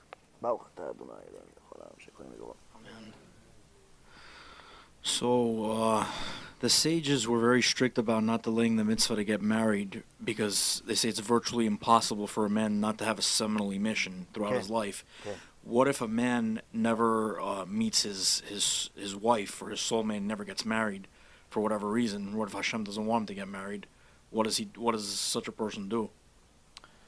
It's a very good question. In the world that we live in, the more a person understands himself and his responsibility, the more he understands his own limitations. Now, the more a person understands his own limitations, the better his clarity is going to be about what his responsibility is in the world. Meaning that you know that you can try to make money, but there's no guarantee that you'll succeed. You could try to have kids, but there's no guarantee you'll succeed. You could try to get married, but there's no guarantee to succeed. So of course, HaKadosh Baruch Hu, your Father in heaven that loves you, He's not going to judge you and punish you based on something that you could not do, because He is the one that decides whether you succeed or not. He's the one that decides whether your business will prosper or fail. He's the one that decides whether your seed is going to work and you're going to have a kid or not. He's the one that decides whether your wife is going to be able to carry the kid. He's going to be the one that decides whether you're going to find even a wife at all. He's going to be the one that decides everything. The only decision that's in your hands is how much you try. That's what you're based. That's your whole judgment is based on effort, not success. So if a person tries to do everything possible, he learns Torah, he does mitzvot, he calls the shatchanim, and he asks them, please help me, here's my resume, you need a resume, this one, that one, he does whatever he needs. He does his ishtadlut. He continues praying to HaKadosh Baruch Hu. As long as he does his ishtadlut, if it doesn't succeed, there's no punishment to be made. Why? That's what it is. HaKadosh Baruch Hu decided not to give. But that means that he's also not allowed to give up. Because maybe HaKadosh Baruch Hu doesn't want you to get married at 25. He wants you to get married at 35. I have a cousin that is a huge Talmid Chacham. He did tshuva almost 30 years ago. And he has become a very, very serious Rav in Israel. So much so that he literally, practically sleeps in the yeshiva. Now, I've never learned with him, but I can tell you from what I've heard from others, he's an enormous Talmid Chacham. And he is now approaching almost 50 years old. And he's a person that's mamash Kodesh Kodeshim, so holy that when last time we went to visit, he wasn't willing to meet me unless I was by myself. He wasn't willing to see my mom. He wasn't willing to see other women. He wasn't willing to see my wife. My wife, Baruch Hashem, very modest. Everybody's modest, but he's not even willing to look at women. Not looking to look. Look, forget to talk about the look, even at a modest one. Not willing to look at nothing. There's a person that's Kodesh Kodashim. He's almost 50 years old and he's single. Never been married. Still looking. Now, I wanted to bring him a few shidduchim, but unfortunately, he doesn't speak English. He speaks, and most of the people that I know are English speakers. So, and also, one of the issues that he's had is that he has no interest whatsoever in doing anything other than learn Torah. Meaning, he needs a very special woman that wants him to learn Torah, doesn't want him to work even for 1 minute. He's mad. He's a very good-looking guy. He's nothing's wrong with him. Handsome, tall, very smart, everything is good. But he wants to learn Torah. That's what he wants in his life. Most women today, they okay, learn Torah, no problem, but we need some money. You need some money, no problem, I'll continue being, that's it. So, this, Rabotai, is not an easy shidduch. It's not an easy shidduch to find someone that speaks the same language, on top of it, someone that's willing to finance him, and on top of it, live in Israel. Because, even if you found somebody here in America, okay, she wants him to come here. Why? Because she has a job here. She makes, I don't know, $100,000 a year here, $50,000 a year here. She's okay to... No, he's not moving here. He's staying exactly where he is. He's not moving anywhere. He has his thing. Now, this is a big tzaddik, a big chacham, but he's almost 50 years old, no shidduch. What do you mean? You think that Hashem is going to punish him for not getting married? No, he wants to learn Torah. He wants to learn Torah. He wants to learn Torah, and Hashem is going to give him his shidduch whenever it comes. Now, if he never gets married, but if he gets married, Hashem, he does. But there's other people like him. Point is, he's supposed to try his best. He's supposed to try his best, and he tries his best. So if you try your best also, you do mitzvot, you do learn Torah, you give tzedakah, you do all the things that you need to do, Be'ezrat Hashem, you're going to succeed. If and that's what HaKadosh Baruch Hu is going to judge us on. He's going to judge us based on our effort. Our effort. If you've tried your best, there's nothing that you have to worry about. To add to it, since we talked about wasting seed, there's also a very common question that people ask. What about a couple that's married and they've already gone to their middle age and the woman is no longer able to bring children to the world? Are they allowed to be together? The same exact answers I just gave you. Of course they're allowed to be together.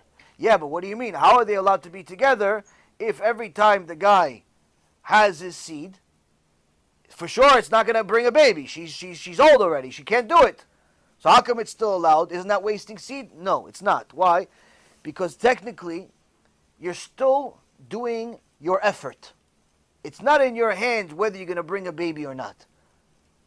Just because the doctor says you can't, or your whole physical shape, he said you can't, doesn't mean HaKadosh Baruch Hu decide like Sarah Imenu, 90 years old, one day she gives a baby. As long as you do your effort, HaKadosh Baruch Hu decides whether that seed's going to work, whether the egg's going to work, whether a uterus is going to reappear. Who knows? The point being, Rabotai, is that when a person understands that his responsibility is connected to his limitations. Your limitation is that the best you can do is try. That's the most a person can do in this world. He can try to make money, he can try to get married, he can try to have kids, he can try to do a lot of things. That's really all you can do. Success is not in your hands. And that's how HaKadosh Baruch Hu judges us. He judges us based on our effort. Based on our effort. So, a man and woman, they're already in their middle ages, they cannot have kids. HaKadosh Baruch Hu says every time you're together, it's a mitzvah also. Why? Because you're trying anyway.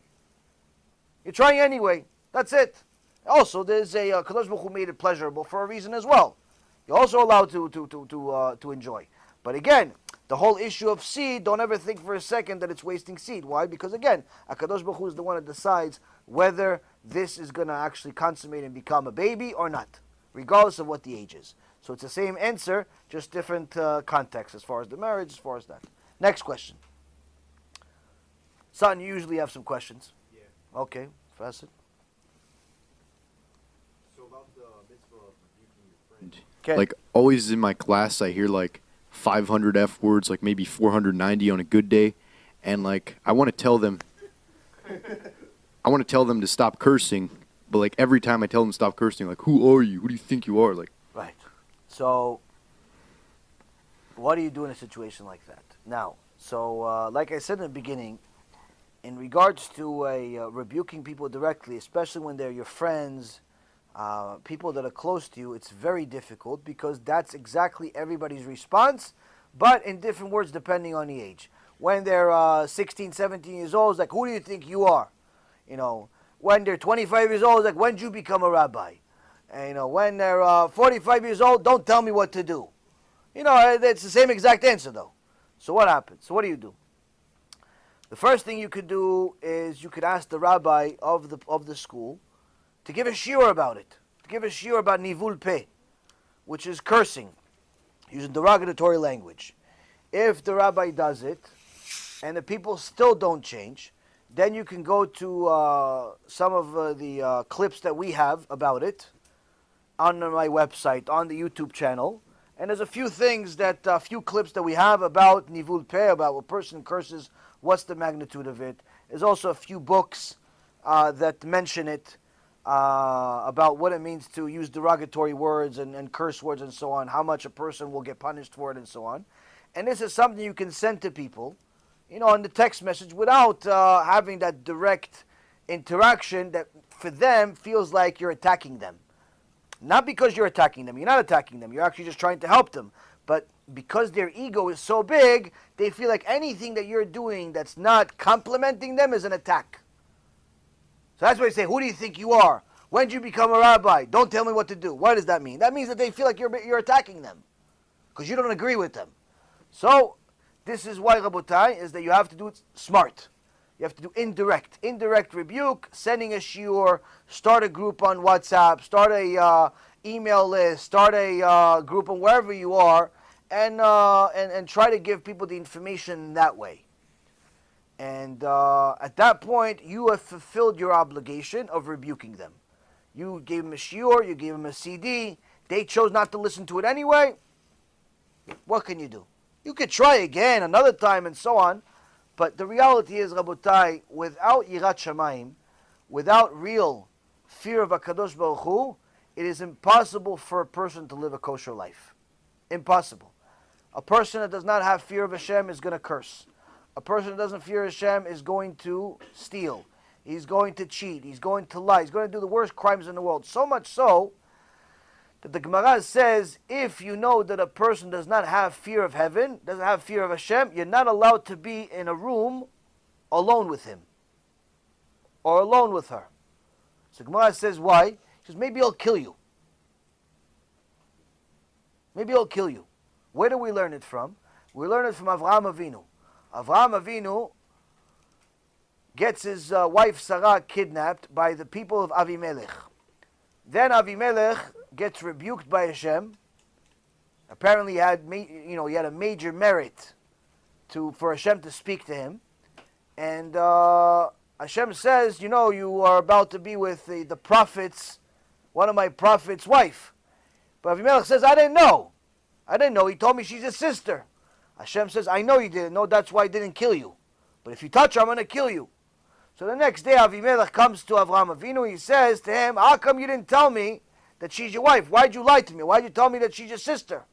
So Avraham Avinu gives us a lesson of all lessons. He says, I saw that the people here have no fear of Hashem and they would kill me over my wife. Meaning that someone that does not have fear of the Almighty is always in Shemaim, always suspect of possibly being a murderer. Why? Because when you don't fear heaven, that means you think you are heaven. You don't fear God, that means you think you are God. Somebody has to be God. If you're not afraid of God, then you think you are the ruler, you're the creator, you're everything. Like Paro. So if you think you're the ruler, you're the creator, you're in charge of everything, the second somebody's going to cross you, the second somebody's going to do something that you don't like, you're going to take things into your own hands. Because you have no fear that Hashem is going to punish you. So that's why, Rabotai, fear of heaven is the ultimate connection to Hashem at the beginning of everything. You could obviously get to loving Hashem and so on, but there's no such thing as loving Hashem without fearing Him also. Now, when a person understands this, he'll also understand why the people in his life act a certain way. You'll always see that the people that cheat, that lie, that curse, that act like animals, that make fun of the Torah, you're always going to see. These people don't have an ounce, not a 1% fear of Hashem. A person like that, you cannot help him without first telling him he has a reason to be afraid. He has to learn how to be afraid of Hashem. If he's not afraid of Hashem, there's nothing. If he doesn't want to hear scary stuff, doesn't want to hear about what happens if you sin, a person like that you can't help. It's like a corpse. So that's why you have to try to get them to learn more and more about that, and send them to shiurim little by little. Hopefully some of them are going to change. You're never going to get everybody, but hopefully over time you're going to get some of them. Yeah, how about next one? Yeah. Like, I tell them the magnitude of the sin, and then they just giggle at me and say, "Ha, I'm going to chamber 7." Like it's right. So that's it. So a person needs to know that even though the information that you say is correct, there are many times where HaKadosh Baruch Hu does not want you to be the vessel. Meaning, you can give that information to two different people. One person you know, one person you don't know. Same exact information.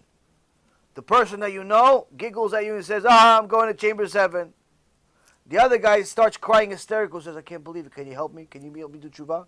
Can you do something for me? How do I get out? What do I do? I never knew. How come? You gave him the same information, same tone, same everything. Why? Because one guy, he knows you, he's comfortable with you, and he's going to take everything like a joke with you because he doesn't want to show you, because of his ego, he doesn't want to show you that he's scared. He doesn't want to show you that he cares. He doesn't want to show you that he's weak. Because he wants to be macho. Wants to be macho. There's a lot of macho people in Gehinnom. Many of them. Full of macho people. Now, that guy, hopefully, he has to pray every single day. He has to pray that someone is going to get to him and he's going to actually do tshuva one day. But another guy that you don't know, he's not macho. Why? Because he says, what benefit does this guy have? He doesn't even know me. What benefit does he have in telling me all this scary stuff? I'm not giving him any money. He's not charging me for it. Why is he telling me all this stuff? So he's going to take it seriously and perhaps double check what you're saying.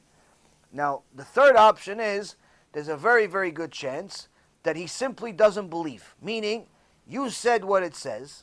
You're saying that someone that's violates Shabbat or way C goes to chamber 7 and he's not getting out, and all the scary stuff that you heard from my lectures, and the guy starts laughing. And the reason why is because he doesn't believe you. Why? Because his Rabbi, Friedman and company, told him there's no such thing. No such thing. He doesn't believe in it. He doesn't say his Rabbi, who has a much longer beard than me, says there's no such thing as the eternal Gehinnom. He just said it on Motzei Shabbat in a lecture. So when you hear somebody like that say there's no such thing, and then you hear a little chupchik like me say that there is such a thing, you have yourself a machloket. So now what people think is, see, there's 70 faces to the Torah. There's no 70 faces, Rabotai. Every Jew that's a kosher Jew must believe that there's Gehinnom. Must believe that there's an eternal Gehinnom. Why? Because it's part of our Torah. So how do you know who's right and who's wrong? Who provided a source? Now you'll see that Friedman and company and all of his friends that say there's no Gehinnom, they'll never mention a source. Baruch Hashem, I try very hard to provide you guys many, many sources. You have Gemara Masechet Rosh Hashanah, page 16b. Gemara Rosh Hashanah 17a. You have Reshit Chochmah. You have Masechet Shabbat. You have many, many sources, Baruch Hashem. Countless sources that talk about Gehinnom, being eternal, being horrible, and so on and so forth. Friedman, on the other hand, never provides a single source. Now, what happens if you ask him? I'm going to save you the time. Somebody asked him and told me about the whole thing, the whole dialogue. He wanted to meet him. He says, can I meet you? Because I wanted to go over something in your shiur. You said about reward and punishment. So Friedman said, yeah, I can meet you. $400. $400 for the meeting. I'll sit with you for 15 minutes, a half hour, $400. So the kid said, okay, fine, I'll pay you the $400. But then something changed. He couldn't do the meeting. Oh, okay, you know what? Can I just send you the questions? you said in this shiur, in this minute, that there's no Gehenom. That's eternal. You said here that there's this. You said this. Can you please provide me the sources for 5 questions? He said. He didn't send 500 questions where it's like overwhelming. You know, to answer, can I meet you? He said yes, $400. But to answer the question should be just as easy. He sent him 5 questions, simple questions. Any normal Jew can answer these questions in 2 minutes. Yes, no, page number, book, something. What does Friedman and Company respond? No, I don't disclose my secrets. That's what he says. He says, can I have sources for the shtuyot that you said? And he said it in a much nicer way. He said, can I have a source for where you said that there's no eternal Gehenom, that there's no real punishment in Gehenom, there's no suffering, all this stuff. 5 questions. Can you give me a source, a book, a page, or something? Friedman says, I do not disclose my secrets. Now, just so you know, aside from this being funny, it's also Chilul Hashem though. Aside from it being Chilul Hashem, it's also a sin. Why? Mishnah in Avot. Mishnah in Pirkei Avot says, any time you say something, Divrei Torah, you must provide a source. Why? Because when you provide a source, you're bringing the Mashiach closer. When you don't provide a source, you're delaying the Mashiach. All of us now have to wait a little longer for Mashiach to come because Friedman doesn't want to give sources. You know why he doesn't want to give sources though? It doesn't exist. The sources for what he says don't exist. And that's what he's testifying. But people continue to invite him, pay him $5,000, $10,000 to come speak for an hour and make himself laugh on stage. And people have no idea why he's laughing, so they start laughing.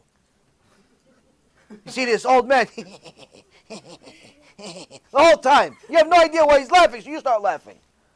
Next thing you know, you think he's funny, but you have no idea why you're laughing, though. And they keep paying him $5,000, $10,000, $20,000, $30,000. That's why he's laughing. He said, these idiots are paying me for no reason.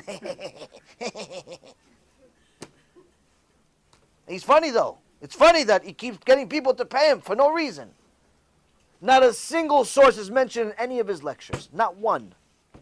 Not even Chassidut I'm talking about. Forget about Reshit Chochmah and Mesilat Yesharim and the Gemara. No, forget about that. Even the books of Chassidut he doesn't mention. You're not going to see a page number. You're not going to see a book name. Nothing.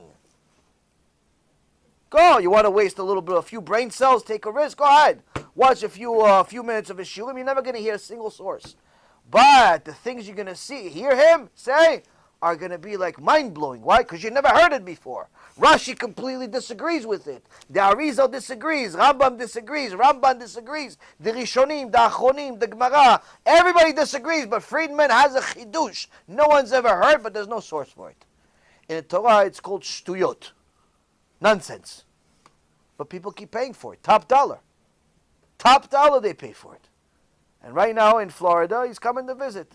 What, you think he's walking out of Florida without at least $30,000, $40,000, $50,000? He's coming here for a $300 ticket. And he's going to make $30,000, $40,000, $50,000 to make himself laugh. And it's very funny.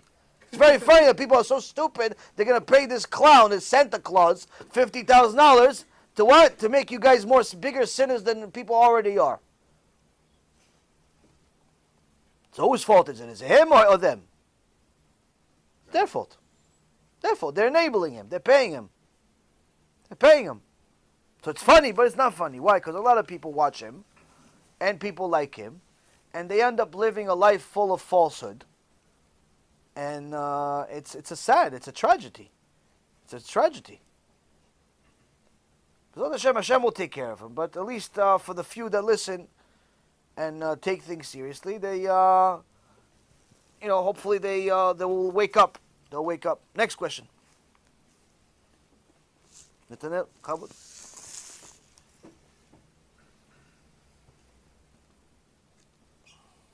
Earlier, you mentioned the importance of like bringing a kosher minyan, and some people like go to work at certain time, and some minyans starts later. Some they start later, and want to be specific in my case, for instance, and I have to go to a the true I go to the minyan. It's okay, What, but 6 o'clock the in the time morning? they start, Nets? it starts a little later. So by the time they finish, it's already time for me, to be at work already passed. So therefore, I have to go to nets, Okay. and it's not It's not easy. that, or it's not. The Nets minyan is, just get clear. Yeah, it's the not. Nets minyan is not good, but the it's later not- minyan is yes, better, or, yeah, or vice. yeah. One of the minyanim that you can go Yes, to is not the good. nets is not. It's not really good. There's a lot of talking, walking around. But the It's later not- minyan is already too late. Yes, it's already too late. So But what's is the late best too, is up? it Yes. too late because they finished too late, or is it too late already by the time they get to Amidah, it's too late? By the time they get by the time they get to Amida, it's all pretty much already too late. It's already like 8 o'clock plus, and I have to get to work by 8 o'clock. Ah, okay, okay. Yes. I mean, it all depends on how bad the Nets minyan is. It all depends on how bad it is. If the place, well, first off, if you have another choice, there's other places. There's several Nets minyans by where I live. I know it's a little trip for you, maybe another 15, 20 minutes out of your way. But if that's on your way to your work, then you could try that. There's one in close by. So there's a few other places that have Nets minyan that are decent by us. So that's one option, to go to a different place, different Nets minyan. And there's others. Doesn't have to be literally right outside your door. It could just be on your way to work, but just a different location. So that's one option you have. Second option you have is if, let's say, there isn't any options, then what you would do in such a situation is that you still go to that Nets minyan. You go pretty much hide in the corner. Hide in the corner, even on the, usually Nets minyan, there's no women. Usually Nets minyan, there's no women. So you go to the side where there's the women's section. You pray in the women's section where people don't even see you. You pray pretty much, just you have to have the Shema Yisrael and the Amidah at the same time. The rest of it you can leave. Leave, pray on your own. That's the two main things you have to pray with the minyan. But that's, again, only extreme conditions. Don't make this like this is what you do all the time. Pray. If they're joking throughout the whole time, pray Shema Yisrael and Amidah at the same time as them, and the rest of it you can pray on your own. But that's, again, extreme cases. You most likely have many other opportunities that don't need to be that, which means that you could find another place. But if there is no choice at a particular day, then try to do that. Hide in the women's section somewhere. No one sees you. No one's going to socialize with you. No one's going to even know that you're even there. And do it that way. It's a sad reality that happens, unfortunately. But hopefully you do have other shuls that will be a better option than praying in hiding. Like you're in a, under attack or something. Next question. This parsha, we learned that when Yaakov get to Mitzrayim, and when it's blessing Yosef, his children, and we know, well, before even we get there, we know that the Torah does not say things just for saying. And sometimes also we learn that toward the rules, that sometimes the Torah does certain things, it skips them if they don't mean anything, or certain stories. We heard that Yaakov told Yosef that his two sons he has now, these are his. Those gonna be his. Yes, Yeah.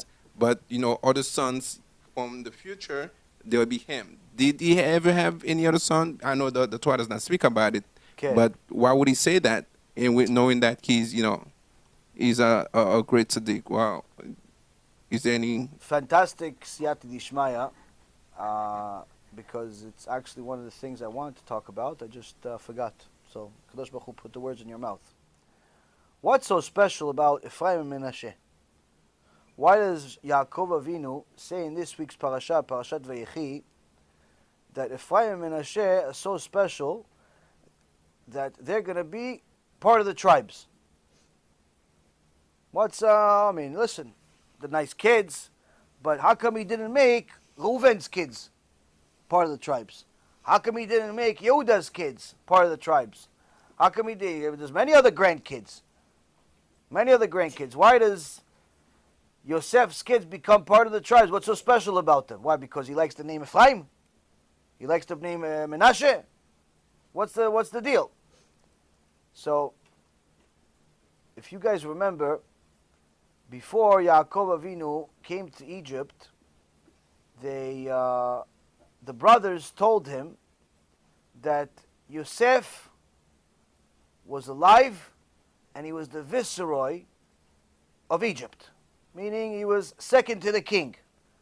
And it says that initially Yaakov didn't believe them. He didn't believe the brothers. He didn't believe Yehuda. He didn't believe Reuven. He didn't believe them. Now let me ask you a question. You think that Yaakov thought that his sons are sadistic? He's already suffering for 20 plus years that his son is not there. Now they're making up some lie that he's alive and he's really not alive just to, give it to the old man, give him a nice heart attack. What do you mean they don't believe him? These are Kodesh Kodashim. He knows how holy his sons are. Why, they're going to make up a story? Your son's alive and he's the viceroy nonetheless. Why are you telling me this? What's the whole deal with Yaakov doesn't believe them? You guys asked this question? Who has this? No? Chavod? Who has the answer? Tzatan has an answer. Tzatan Talmid Chacham, son. I mean, he wanted to get the mitzvah of seeing his son and therefore appreciating it much more. Like he wanted to be able to think. No, but it says he didn't believe them. He didn't believe them. Tachlis didn't believe them. They said, your son Yosef, alive, and he's the king. Says, Yaakov didn't believe them. At first, didn't believe them. Then he believed them. Boy, first question is, why don't you believe he's a tzaddikim? You know your son's a tzaddikim. Yehuda, Am Yisrael comes from Yehuda. We're called Yehudim because of Yehuda. We know it's tzaddikim. You talk about Stipler Gaon, Rav Ovadia, Rav Eliashiv, all the big Chavetz Chaim are coming to you and say, hi, Abba, your son that you thought is dead, he's really alive, and you're going to watch him on the news. He's the king. It's not like he's some guy. No, he's the king. You're going to see him on the news. He's the president. He doesn't believe them. What do you mean you don't believe them? Why? These are tzaddikim. Why, they going to make up stories? No, Joshua's going to give me something. That's one of the punishments of for lying, for them lying to Yaakov. But he didn't know they lied. Right. It's a good answer, but he didn't know they lied. It's a good answer, but he didn't know they lied. It's nice perspective, but he didn't know they lied. No? I think it's because it has to do with Sarah Bat Asher. Sarah Bat Asher was singing in the background. Because then when she was singing to him, Yaakov Avinu got Ruach HaKodesh. Ken? But he only got Ruach HaKodesh after he believed. Not when he didn't believe. The reason why Sarah Bat Asher, Sarah the daughter of Asher, they asked her to sing in the background, Yosef is alive and he's the viceroy. Why? Because they knew that if they give this news to Yaakov Avinu all at once, the old man may get a heart attack. Why? You give somebody so big news, good news like this, they get a heart attack, you kill them.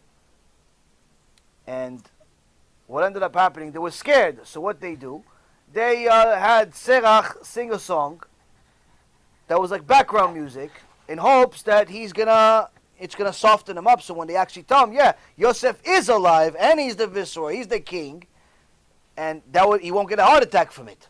And that's why after all said and done, after he finally believed them and so on, he understood what Serach did, what Serach the daughter of Asher did, and he blessed her to live forever. She lived hundreds and hundreds of years. She never died. She's one of the women that went to Gan Eden with her clothes on.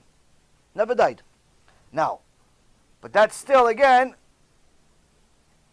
after the fact. This is when he believed. I'm asking why he didn't believe. I don't know if I think. Good answer, but the you're on chapter 2. We're still stuck on chapter 1. Still stuck on chapter 1. I think I've read from the sages who exactly said he did not believe, not that he did not believe he was alive, but rather he was the same Yosef that he was, the Chacham that he was when he left, and that he didn't believe in all this Toma. He was the same person. Chazakubo.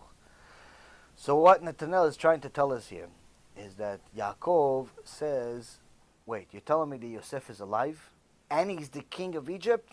It's not possible. It's not possible. How could it be Yosef is alive and he's the king? Why? Because the Torah says, HaKadosh Baruch Hu says to the prophet Yecheskel, Ki lo echpotz b'mot amet, ne'um Adonai Elohim, ve'eshivu v'chayu.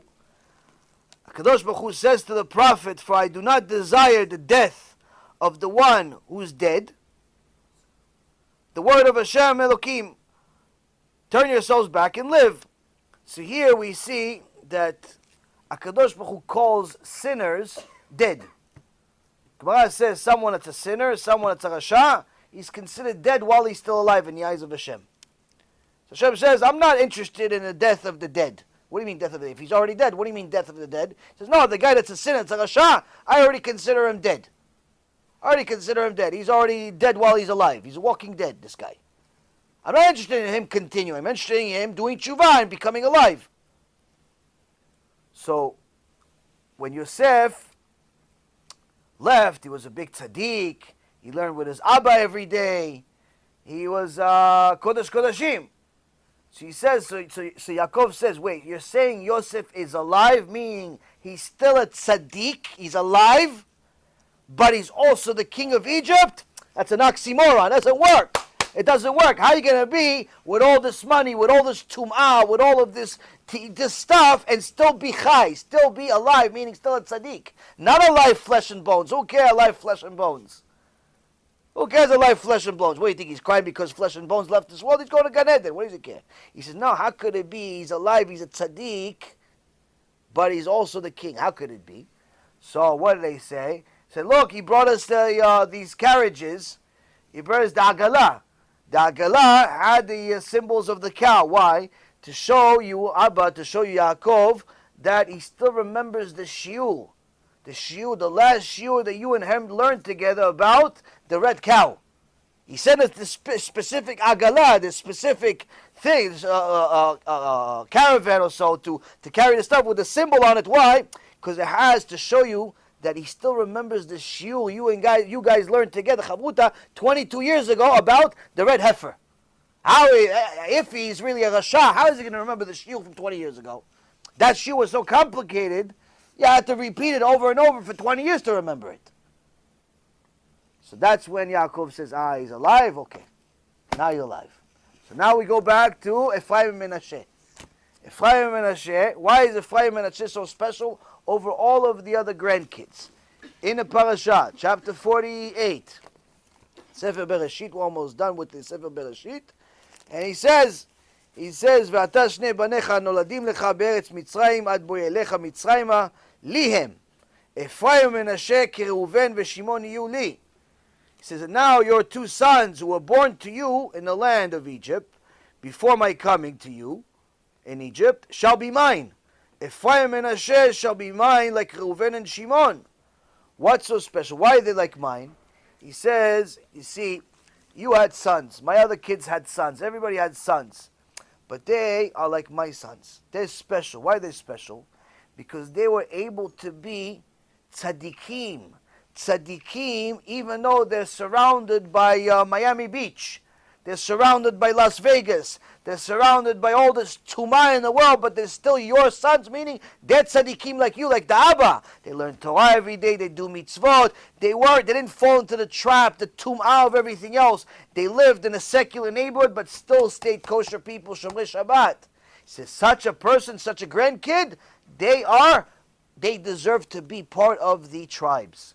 They're like Reuven and Shimon. Why? Because all of the other grandkids, they were around me all day. So I can't tell you they would survive the test.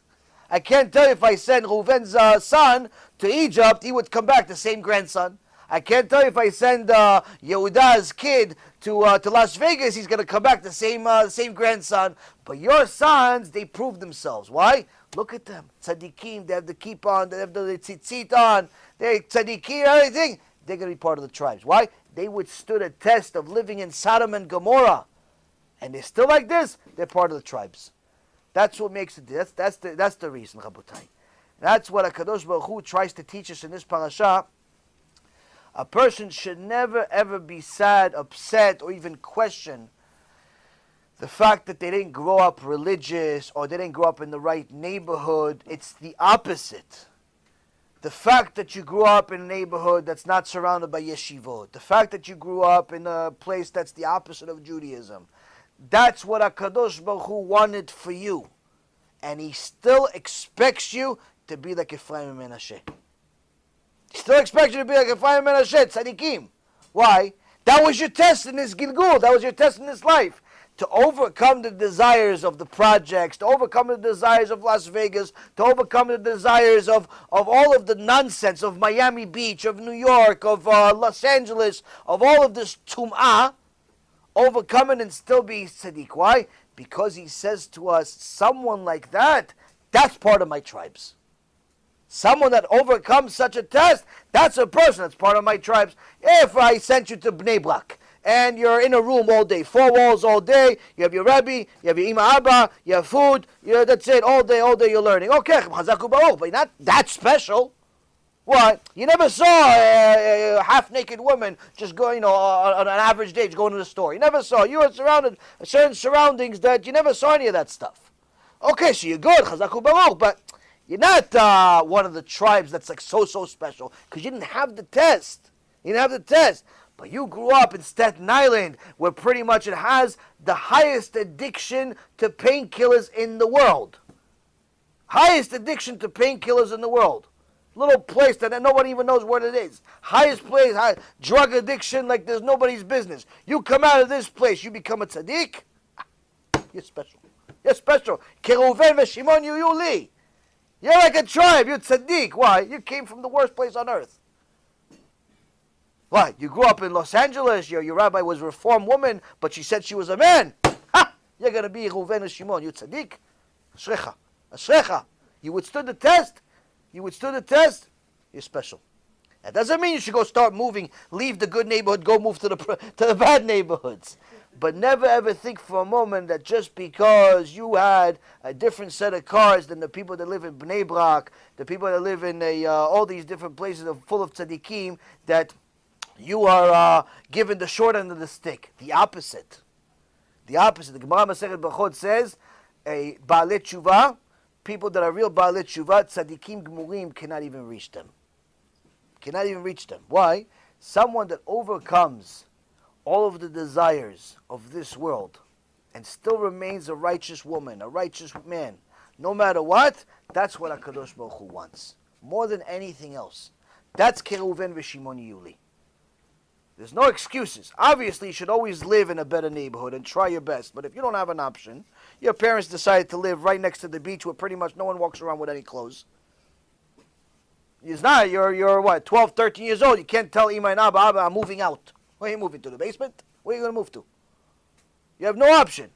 You have no option. You have to live in this place because your parents decided to live on the beach. They, they forgot their brain at work. So what happens? Well, you have no option. If you can still manage to be a tzaddik or tzaddikah, despite this, you are Hashem's greatest prize. Greatest prize. That's why Yaakov says that out of all the grandkids, there were 70 nefashot came. A lot of grandkids. A lot of grandkids. And this is even years later. There's many, many more. There's hundreds of thousands already at this point. Out of all the grandkids, only Menashe and Ephraim become the part of the tribe. Why? Because they withstood the test. They withstood the test. Next question. Joshua. Oh, no, you have the mic. You want to ask a question? Ask. Came late, but should punish you. No? So earlier in the shiur, you said that the beginning of everything, God created everything, so you can fear Him. Okay. Is that the reason? Okay, so why the creation in general? Why the creation? Why did Hashem create the world in general? In general. I mean, everything was peaceful. There was no sin. There were no idols. There was no chilul Hashem. There was only God. Also no mitzvot. There's no people. There's no people. There's no nothing. There was just God. Mm-hmm. So it's a two-part question. Oh, 2 parts. Also, Ari's question's always special. So then you have, the creation, which is I don't know if the Torah agrees with this, but it started with a small point. Zohar Kadosh says it. Okay. Is it similar to the egg of a woman and the birth of man? And also, is it related to the Brit on the 8th day? The creation was 7 days, 6 days, Shabbat, 8th day, the Brit. There's something to do with that. Okay, so It's two-part question. a little bit mixed question, but... You can write a few books on your question. But here goes. Answer the first question first. The Gaon Mivilna wrote that in the word Bereshit, the first word in the Torah, he says that you can find every single mitzvah, every single halacha, everything in creation just from that word alone. Meaning that in the Torah world, you could literally connect everything to each other because it's all part of the same creator. So you can connect the egg, which is part of the creation, to Brit Milah, to the creation of being in 6 days and resting on the seventh. So the answer is to the second question, yes, it's all connected. How to connect all of it, it depends on the Chacham, the level of Chokhmah and knowledge that they have, but nonetheless, everything is connected. As far as the first question, why did Hashem create the world? The real reason we do not know, and we will never know, because you have to be God in order to understand God completely. But we have a few understandings, if you will, a few teachings that we have, and that is that in order for someone to say that they are a good person, they cannot simply say, I'm a good person just because. Good is something that you have to express. You can't say I'm a good person, but every time somebody asks you for something, you say no. They ask you for a favor, no. They ask you they say hello to you, you say no, nothing, never no. You cannot be a good person if you don't help anybody other than yourself. Meaning good is something that you have to express. So, how do you prove that you're good? By doing good. In order to be good, you can't just say I'm good. You have to do good. You have to produce good. So, HaKadosh Baruch Hu is the ultimate good. But in order for him to show that he's good, he had to produce good. He had to produce good. In essence, he created the creation in order to give us good. Give the creation good. Give the all the different things that he created good, because he was by himself. There was nobody else, nothing else but him. But in order for him to really fulfill his goodness, he had to produce something. Not necessarily that he had a need, chas v'shalom, but that's in essence was something that is an expression of his good, is by producing good. Like some people think, Hashem had a desire, or Hashem needed something. Chas v'shalom, you can never say such a thing, because that means that Hashem is needy, or Hashem is limited in some way, to feelings and so on. When we say good, all the different words that we use, it's just to soften it for our ear to understand it. Just like when it says Hashem took out Am Yisrael with a yad chazakah, with a strong arm. Hashem doesn't have an arm. He has no body, no likeness of a body. So, but we use certain words as a way for us to understand certain things. So, because he's good, he produced good, and he gave us the opportunity to get good. So he gave us this world, and he said, if you do good, you will get good. If you emulate me by producing good, which means following my instruction set, you will also get good. And that's in essence how the chain is. So that's one of the understandings that we have of why Hashem created the world. The real ultimate reason we will never know, simply because we're not God. If I understood him, I would be him, is what the sages say all the time. It's not possible for a human being to understand that. Needless to say, it's not possible for us to understand many other things, like the concept of time, the concept of a past, present, and future being in the same to Hashem, where he has no past, he has no present, and he has no future. It's all the same to him, and different things like that, because we are living within a limitation of a body. And the body is subject to certain things that Hashem is not subject to. He's above time. He's above space. He's not space and time and everything else. It's not. He's not restricted by those things. So we can theorize, but we don't know. We have certain reasons. Like we know a few things, but we can't really. No, we understand it based on what he said in the Torah. He said certain things. He did this in order to do good. But the ultimate reason, a deeper reason, we're never going to understand. For example, like I'll give you an analogy or a way to understand it. Now, you see me right now. I look like I'm, pretty much complete. A little heavy, but complete, right? Okay, the truth is, the chair looks complete, you look complete, the room, the building, everything looks complete. Now, if you look at everything through a microscope, you're going to see that not only are we not complete, but in fact, we're 99.9% empty. Why? Because everything is made from atoms, and now these atoms are really, really small. You can't see them with the naked eye, but if you take a microscope, you see the atom, really, really fantastic, expensive microscope, you see the atom. Now, you're going to look into the atom itself. Now, the atom, how come, what is this atom? It's a couple little dots, a couple of dots, proton, electron, neutron, all these few different things, scientific terms, all these things. And in essence, they're spinning really fast.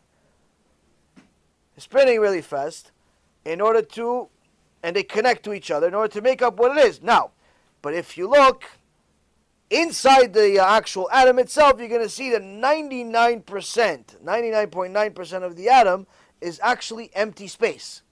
And the only reason it looks solid, this phone looks solid, this CD looks solid, I look solid, everything looks solid, is because the atom is spinning so fast that you cannot tell, you cannot see its emptiness.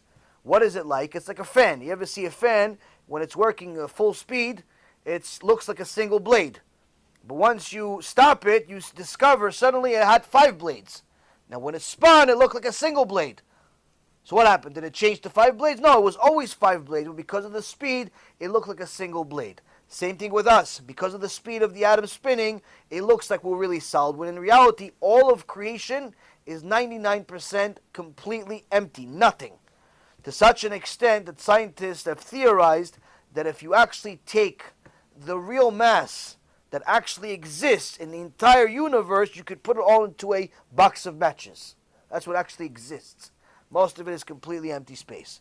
Now, even now, when they discovered this, they discovered the atom, it was a breakthrough, it was extraordinary, wow, empty space, great. Now they figured they found one of the secrets of creation. But then you fast forward to recent times, and better microscopes and technology came out and discovered, guess what? Those few dots, that electron, that neutron, that proton, all that stuff that you thought was spinning, if you look inside them, meaning you need even a better microscope, you look inside those pieces, you will see that those pieces themselves have little spinning things and that whole thing repeated again, and they themselves are 99% empty space. Meaning we even have less than what we thought, much less. Why does it all still look there? Because HaKadosh Baruch Hu calls this world Alma de Shikra, the world of lies. Everything is an illusion. Everything is an illusion. You think that you're in love, the next thing you know, you hate her. You think that you're rich, the next thing you know, you're broke. You think that you're smart, the next thing you know, everything you believe is a lie. Everything is false. Everything is upside down. The people that are the most wicked sometimes are leading the show. The people that are the most righteous look like they're homeless. Everything is upside down in this world. For a moment of pleasure, a person is willing to give everything up for it. But when he realizes that it was a mistake, it's already too late. It's already too late. Alma de Shikra, it's a world of lies. This, Rabotai, is one of the most important lessons, to understand that everything in this life is an illusion. Meaning that don't fall for it. Don't fall for these desires where in your mind it seems like it's worth it to be with that person without marriage, to take that stuff that doesn't belong to you, to say that stuff that shouldn't be said. To all of that stuff looks like it's delicious. Looks like it's pleasurable, but Hashem says it's all an illusion. It's all an illusion. When you're going to find out, the second you do it, you're going to realize it's not worth it. every single time a man or a woman acts immoral, the second they start, okay, they're in their crazy place. But the second they stop, all of a sudden they start, all the questions come, all the doubts come. Should I have done that? Should I let him touch me? This pause of his without being my husband? Should I let him? Should I have eaten that? Should I have gone there? Why do you have all those doubts? Why do you have all those doubts? How come you didn't have those doubts beforehand? Because beforehand, your mind was clouded by all of the illusion. But it's really good. It's really delicious. Animal instinct. Once you got it out of the system, all of a sudden, that illusion's gone because you saw what it is for real. So now you got clarity. Now you can finally think, no, I'm not going to let this person touch me. No, I'm not going to do this. No, I'm not going to take that. It's not mine. Now you have clarity. So, HaKadosh Baruch Hu created this world in a certain way where you have the opportunity to see the creation itself and appreciate the Creator, but also learn about the Creator. He tells you this world is full of lies, meaning that it's full of things that are going to tempt you to go against me. Why? That's where free choice comes in. I'm going to give you all of the opportunities to go against me. And just as many opportunities to go with me. You'll have just as much chance. If you go against me, you think you'll enjoy this life. If you go with me, you're definitely going to enjoy this life and the next.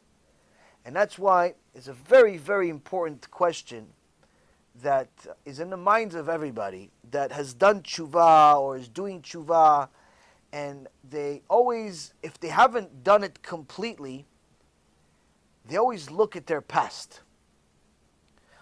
Before I started keeping Shabbat, I used to go this, I used to go that, and they start sometimes doubting their life, their religious life, because their Yetzer Hara only gives them a memory of the good parts of their secular life. They remember when they had money. They don't remember the part when they lost all of it. They remember when they went on vacation. They don't remember when they went on vacation, they got sick, they were vomiting 6 out of the 7 days they were away. They remember that they worked for this company. They don't remember when they got fired and embarrassed in front of 500 people. So the Yetzer Hara gives you the illusion about your past, making you think that maybe your past is better than your present. Maybe your past, when you were secular, chiloni, going against Hashem every day, but you didn't care, you enjoyed the world. But in reality, you had just as many, if not more, problems than you have today. Judaism did not increase your problems. In fact, it did the opposite. But many people give themselves the illusion, or they think that before they did tshuva, their life was better. This is the opposite of true. The opposite of true. Why do you have this? You have this because you still have not committed. You still have not committed to abandon your past. As long as you have not committed to abandon your past, you're always going to have regrets. You're always going to have this shtuyot, this dust in your mind of the past, but only the good parts.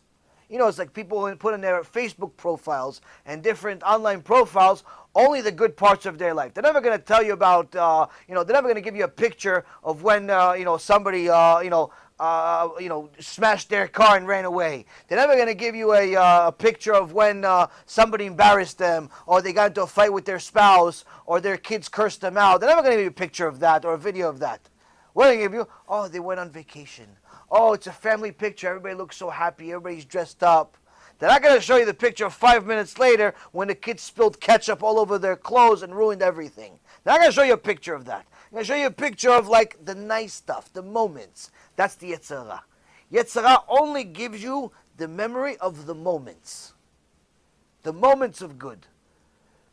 Now, you are in essence enabling the Yetzer Hara by not committing 100%, by not getting to a point where you realize, listen, in the past, all of it was bad. Even the good was bad, because even the good was against Hashem. There's no good without a Kadosh Baruch Hu. The good you had was against Hashem. How could it be good? You say, oh yeah, no, but I was, I was eating. Okay, what about if you find out that you were eating your kid like they did in the Holocaust? It's still good. Delicious. Got satiated. It's good. No, right? No, but I was making money. What if you find out that all the money you were making was actually because people were selling bodies from Planned Parenthood? They were selling abortion babies. And you realize all the money you made came from that. Still good, that money you're making. Still delicious. You still like it? No, right? What about the rest of the things? Oh, she was so good. We had such a good time. What if you find out that she was somebody else's mother, somebody else's wife, and she was ruining her marriage with you? Still good. Still like it. You still happy about the relationship? Oh, I love him so much. We had such a good time. What if you find out you ruined his marriage that he had while he was with you, and you ruined his kids, and one of his kids committed suicide because his father cheated on his wife, and he jumped off a bridge because he couldn't handle a divorce, and you're the one, you cute little girlfriend, you caused this. You still happy about this relationship? No. How come? Because once you find out that it was all an illusion, and the only memory that you have was of the small little tiny good moment, but in reality, even that good is bad. Even that good was bad. There is no good without Hashem. There's no good without God. There's no good without God. So once a person understands that their entire past was a complete lie, nothing good, everything was against Hashem, now I can start living. Why? Because every day I wake up, I say, Modeh ani ishtabach shemo la'ad. I have Hashem. Hashem is with me. Hashem loves me. Hashem gave me life. Another word. Okay, so there's a few things that are a problem. A few things this doesn't work, that doesn't work. This is annoying, that's annoying. Okay, but this is good too. What? I'm with Hashem. People always say, oh, you still have any money? I tell them, you didn't watch the end of the shiur. I lost everything. Ah, wow. Wow, that's too bad. I said, no, Yishtabach Shemo, it's the best thing that ever happened to me. He's losing every single penny. She goes, what do you mean? How does that make any sense? I say, I didn't have Hashem. Don't you understand? Don't you understand? Don't you understand all the money in the world? You tell me right now, I'll give you $100 million. Go back to Wall Street. I say, thank you. Give it to somebody else. $1 billion, it wouldn't go back to my life. $1 billion. Give me $1 billion cash. Put it, tons, tables. On top of the table, go back, violate one Shabbat. $1 billion. I tell you, give it to your mother. Why are you insulting me like this? You think I'm going to go against Hashem for $1 billion? Go back to being Mechalel Shabbat. Were you insane? Until you get to a point where you're disgusted from your past, you're always going to have these doubts in your mind. But I used to have this boyfriend. I used to have this girlfriend. I used to have money. I used to have this. You still never left. You're like, you're like a half a, you're like a fish that's like half cooked. You're not sure if you're going to get sick or not. You're not sure. And that's what happens. Until you get to a point where you have a clear understanding, a life without Hashem is not a life. Hashem says it's called death. It's death. If you are jealous of secular people, you haven't completed your tshuva. You haven't even begun your tshuva. You haven't begun your tshuva. You're impressed by these rich people that are rich Jewish people that are famous celebrities, and they're going against Hashem. You're jealous of them. You haven't begun to do tshuva yet. Because you still think a life without God is an option for you. Which means you have no idea what you have. You have no idea what you have. Being the most lonely little environment in the world, you by yourself in a room, with a little bit of bread to eat every day and a Sefer Torah, is much better to the infinite power than the richest man on the planet. Richest man on the planet doesn't have God. You in your little room, every day all you eat is one little, 3-day-old piece of bread. That's what you eat. But you have a Sefer Torah with you, you keep Shabbat, you keep mitzvot. You have a little room, little shack, nothing, and bottom of a barrel. You live in like a half a sewer, half a house. You have a much better life than the guy that has $100 billion a month. You don't realize it? You're poorer than dirt. Even with the money, without the money, you have no idea. You have no concept. Why? Because you still think that the illusion is true. You think that this is really solid. I just told you, it's not solid. It's all 99.9% nothing. You want to go verify? Go on Google. They'll tell you too. Rabbi Google is good. Knows science, knows everything. But the Rabotai, you have to stop. You have to stop believing the illusion. Now this takes work. This takes time. This takes a lot of itbonenut, a lot of reflection. Analyze yourself. You have to know yourself. Most important, you got to stop. Stop looking everywhere. Stop looking at everybody's pocket. Stop looking at everybody's face. Stop looking at what everybody else has. Stop looking at everything. Grass always looks greener. Always looks greener, but it's an illusion. It's an illusion. Everything is an illusion. You look at yourself, you look at your Sefer Torah, you look at HaKadosh Baruch Hu, nobody in the world is happier than you. But that's why you're going to see people that have trillions of dollars, billions of dollars, all types of things that people think is good. And they're the most miserable people on the planet. They commit suicide. They are addicted to drugs. They're addicted to alcohol. They're addicted to all types of things. Why are they addicted? Why do they have all these addictions? Because all of these addictions are forms of escape from their reality. Because their reality is not like the illusion. Their reality is horrible. You're going to see them laugh in a picture, but not in life.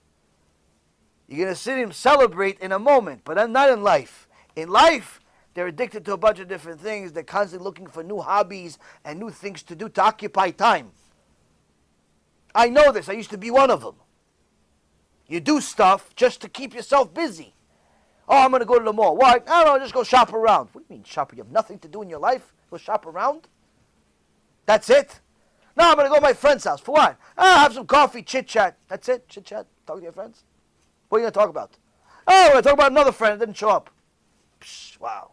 I want to talk about politics. Why do you care about politics? What, you think your opinion matters? That if you guys have a really good conversation, really good debate between you of who should be president, they're going to give you a call. We choose him. We're gonna pick the next president because he won the argument. People have all these discussions about politics, about this, about that. For what? Wasting their life. There's nothing smart coming out of their mind. I was on the way back from shul on Shabbat, and I heard these two teenagers who were walking in front of me. They're having a conversation between them. Hashem Yachem, I didn't know what to do with myself. But, their father was behind me, so I didn't have necessarily an opportunity to talk to these two kids. But the two kids are walking back from shul. Now, what are you going to talk about? You just finished shul in Shabbat. You were in shul for 3-4 hours. At the least, what are you going to talk about? Talk about parasha. Talk about, talk about food. I don't know. Talk about something, connected to Shabbat. You were in shul for 3-4 hours. Or parasha, Gemara, something. What are you talk about? One kid tells the other, he goes, when you sleep a little too much, the more you sleep, the worse your breath becomes. This is the conversation of two kids from yeshiva. They're talking about Shabbat. Now I couldn't help myself. I'm reading a little book, but I hear this. They're next to me. So I'm reading a little thing. I walk around, I read a little book. And I'm thinking, what? Did you just say that? And that's a conversation between two kids. The more you sleep, the worse your breath becomes. I said, I think I just became stupider. I have to use this in a lecture, so at least maybe Hashem will unpunish me. Because now it became, for the purpose of Shiur Torah.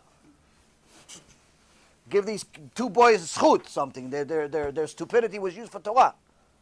But this is what people talk about. Oh, you want to come over for coffee? Sure. What do you want to talk about? Oh, we'll talk about, next door neighbor. We'll talk about the economy. We'll talk about all the type of stuff. For what? Nothing. No purpose.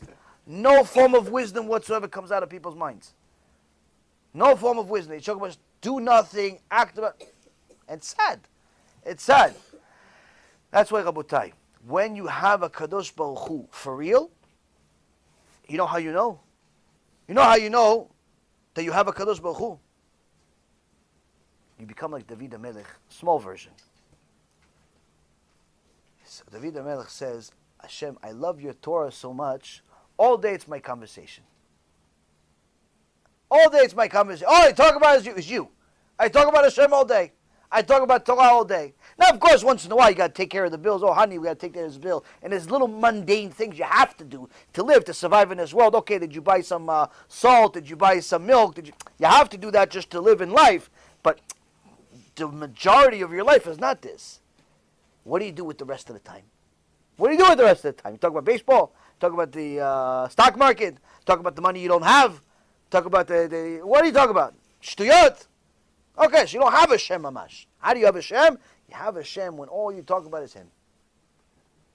That's when you know you have a Kadosh Baruch Hu. All you want to talk about is a Kadosh Baruch Hu. All you want to learn about is a Kadosh Baruch Hu. You don't care about all the Shtuyot in the world. All you care about is a Kadosh Baruch Hu. Wow, you say, oh. And that's why the closer you are to Hashem, the further you become from the people that are not. And that's what is one of the growing signs of your tshuva, where you see that the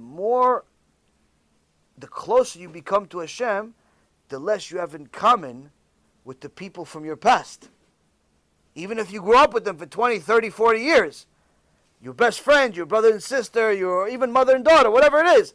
But until that point, before you started doing tshuva, you guys were on the same point. You were certain level. But then you started progressing. All you want to talk about is more Shil Torah, another Shil Torah, another Chidush, another Parasha, another Gemara, another story about Tzaddikim, more about Hashem, more about Emunah, more about Bitachon. More. All you want is this. The more you get, the more you want, because you see how beautiful it is. It gives your life a meaning. You're developing your mind. You're developing your life. You start feeling there's a purpose to your creation. Everything starts making sense. Everything starts having a value. And then your friend still wants to talk about the weather. So, it took me 15 minutes to get here today, not 14 minutes like yesterday. Why? Because I took the I-95 last time, but this time I took the turnpike. One of the lowest forms of conversation is talking about your traffic, of how you went from one place to the other. This is like the number one conversation that starts off, when you get to somebody. So how long did it take you to get here? 45 minutes. 45 minutes? Crazy. It took me 30 minutes last time. 30 minutes? How'd you go? Turnpike. No, I took I-95. You should listen to me. You should listen to like a Talmid Chacham. I took the turnpike. No, so next time, this time I took a turnpike and it took me an hour. Oh, yeah, because on Thursdays there's traffic. You should have asked me. And that's what they talk about. They talk about traffic. They talk about traffic. You should go to my guy. He knows the road. You should use this app. Use this app. Use Google? No, I use maps. And they talk about mamash nothing. Nothing. Shtuyot. Empty like the atom. Nothing. Why? They have no Kadosh Baruch Hu. How can you have anything? How can you have anything if you don't have a Kadosh Baruch Hu? It's like a little mouse running around. Even the mouse is like, you know what? I'm going to sleep. Heck with you. He won't even... Talk about traffic. You don't need me for traffic. Do yourself. We're talking about the app. What app you downloaded this week? You're running out of space in your phone. That's what you're talking about. Talking about running space out of the phone. Ma'afti Toratecha kol hayom mesichati. David HaMelech says, I love your Torah so much. All day I talk about it. All day. All day I like your Torah. All day. Okay, so I got to take care of the bills, and I have the kids, and you have the wife, and you have the husband, and you have basic stuff you got to do. But at every single free moment that you're not dealing with the mundane, all day Torah. All day HaKadosh Baruch Hu. All day. All day. Sometimes you're talking about it to help somebody, give them chizuk. Sometimes you're talking about it for yourself. Sometimes you're learning something new. Sometimes you're repeating something again that you've learned already. Sometimes you're telling something to somebody else. Whatever it is, but all that you're involved in it. That's a life. That is priceless. Priceless. If you know what it feels like. But people that live the world of lies, they think that if you have money, or you have a house, or you have a certain woman, or a certain man, or certain possessions, that's better. Well, once you get to that point and you have all that stuff, you realize it's not better, it's actually worse. Because the poor guy has the hopes that one day when he's rich, he'll be happier. The rich guy knows that the money means nothing, and he has nothing to look forward to. That's why rich people are the only ones that have a problem of suicide. Poor people usually don't commit suicide because they still have hope. HaKadosh Baruch Hu is telling us you don't have to commit suicide, whether you're poor or you're rich. You don't have to become addicted to drugs, whether you're poor or you're rich. You don't have to become addicted to immorality, whether you're poor or you're rich, the only addiction that you should have that's highly recommended is HaKadosh Baruch Hu. Become addicted to Hashem.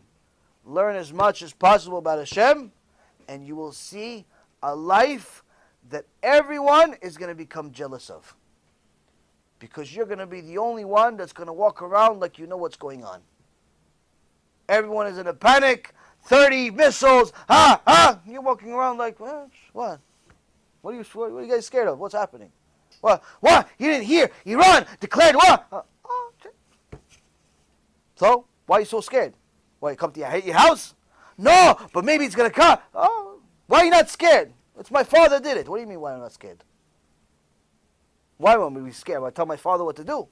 My father's the one that shot the missiles. What do you mean your father? Your father's Iranian? No, Kadosh Baruch Hu, you moron. Kadosh Baruch Hu shot the missiles. Kadosh Baruch Hu shot the missiles. What do you mean? Why am I going to tell Kadosh Baruch Hu what to do? When you with a Kadosh Baruch Hu all the time, none of this stuff, none of this anxiety exists. Doesn't exist anxiety. You may get annoyed here and there, but anxiety doesn't exist. You're annoyed because you're not 100%. You're less. You have issues. But the point is, Rabotai, I'm telling you.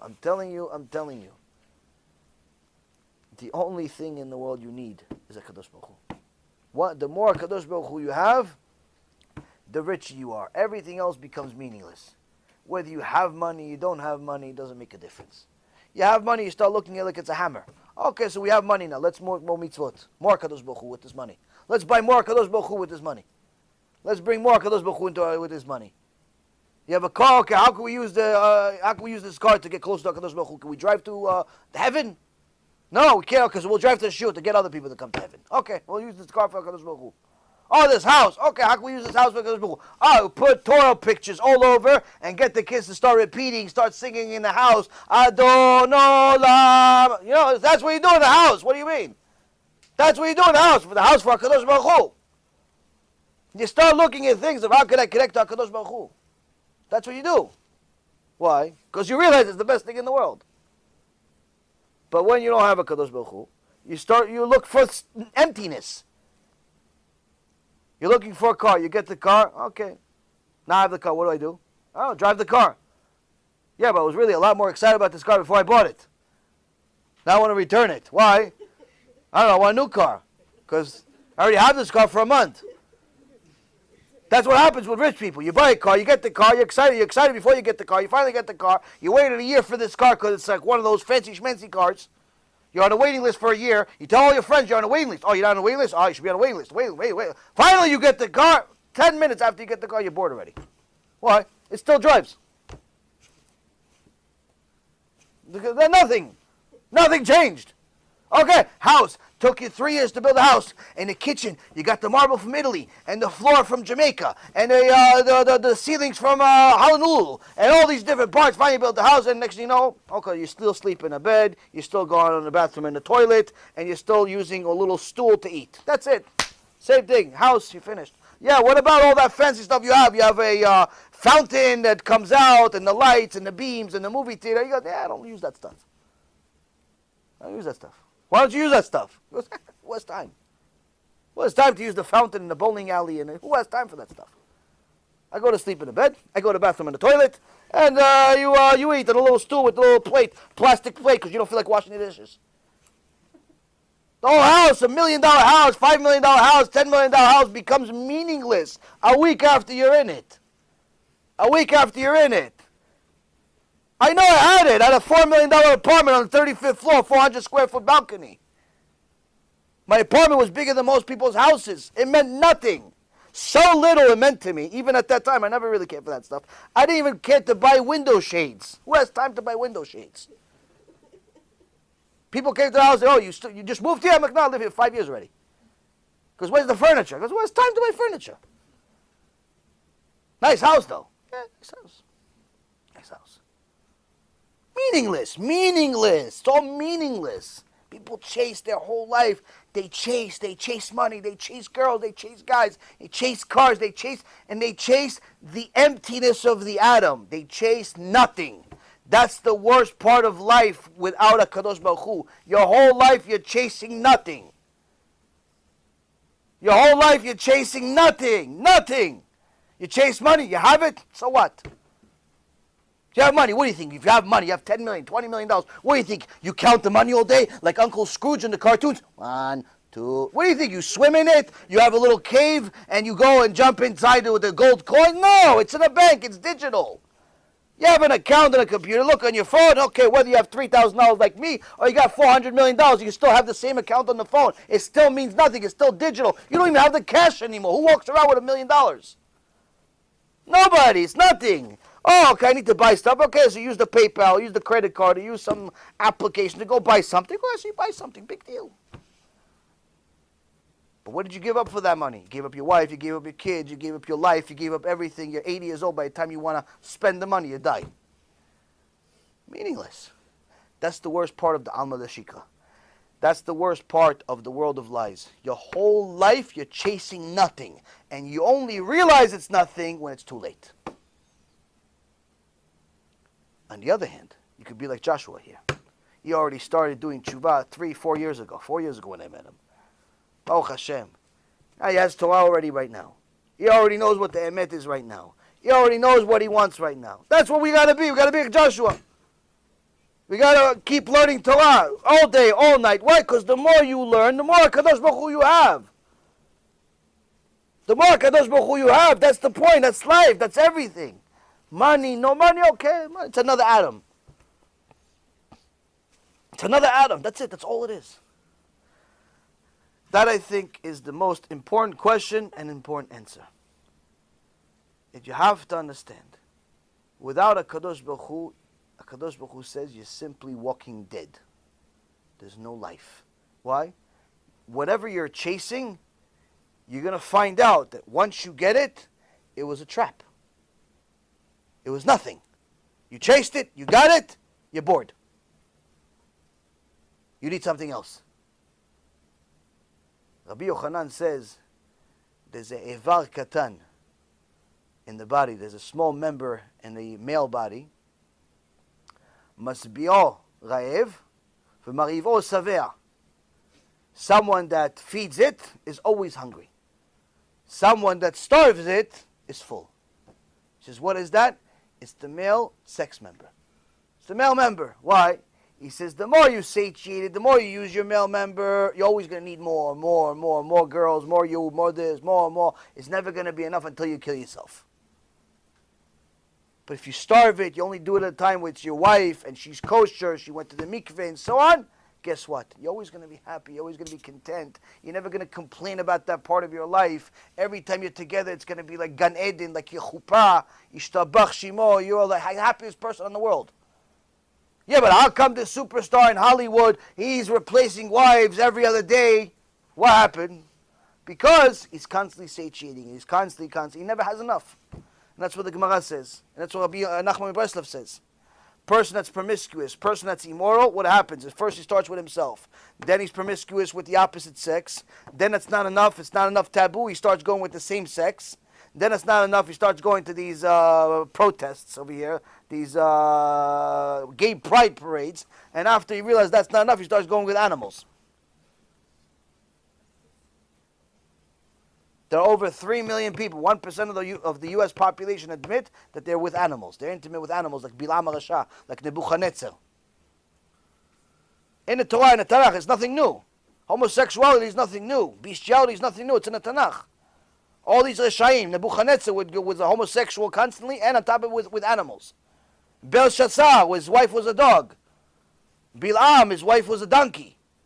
Why would a king, so powerful, multi-billionaire, go with a donkey? Why would he go with a dog? Why? Because, Rabotai, Torah says, you don't have emet, you're going to constantly look for more of nothing. More of nothing. When in reality, all you need is a Kadosh Baruch Hu. You have a Kadosh Baruch Hu, you listen to his rules, you're going to know how to treat every part of your body, every part of your mind, every part of your life. And you're always going to be happy. Always. Stress is only something that people that do not have the God of Israel have. You have stress, that means you have a little bit less Hashem. Doesn't mean you don't have anything at all, But the more stress you have, the less God you have. The more God you have, the less stress you have. Doesn't mean you don't have any problems. No, you have problems. But you know God's the one that gave it to you. So it's a little more God today. You have extra God today. You have extra Hashem today. Why? He gave you more problems today. Shtabach Shemo. Shtabach Shemo. That's what you got to get to. You got pain? Oh, Shtabach Shemo. I got more pain. I got more Hashem. Hashem wants my attention. I'm suffering in pain. Baruch Hashem. You care enough about me to remind me that I have an arm, that I have a leg, that I have a back, that I have a stomach, because it all hurts. I forgot I had a stomach until it hurt. I forgot I had a back until it hurt. Ishtabach Shemo. Who thinks about their back? Did any of you guys think about your back today?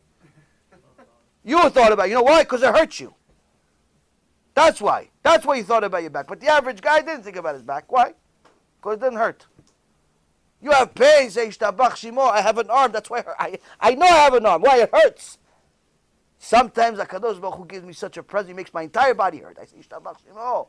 I have a body. I have a body. It hurts. Ishtabach Shemo. How many people wake up in a day and say, Baruch Hashem, I have a body? Most people are like, I need to lose some weight. I need to lose some weight. Lose some weight. You have a body.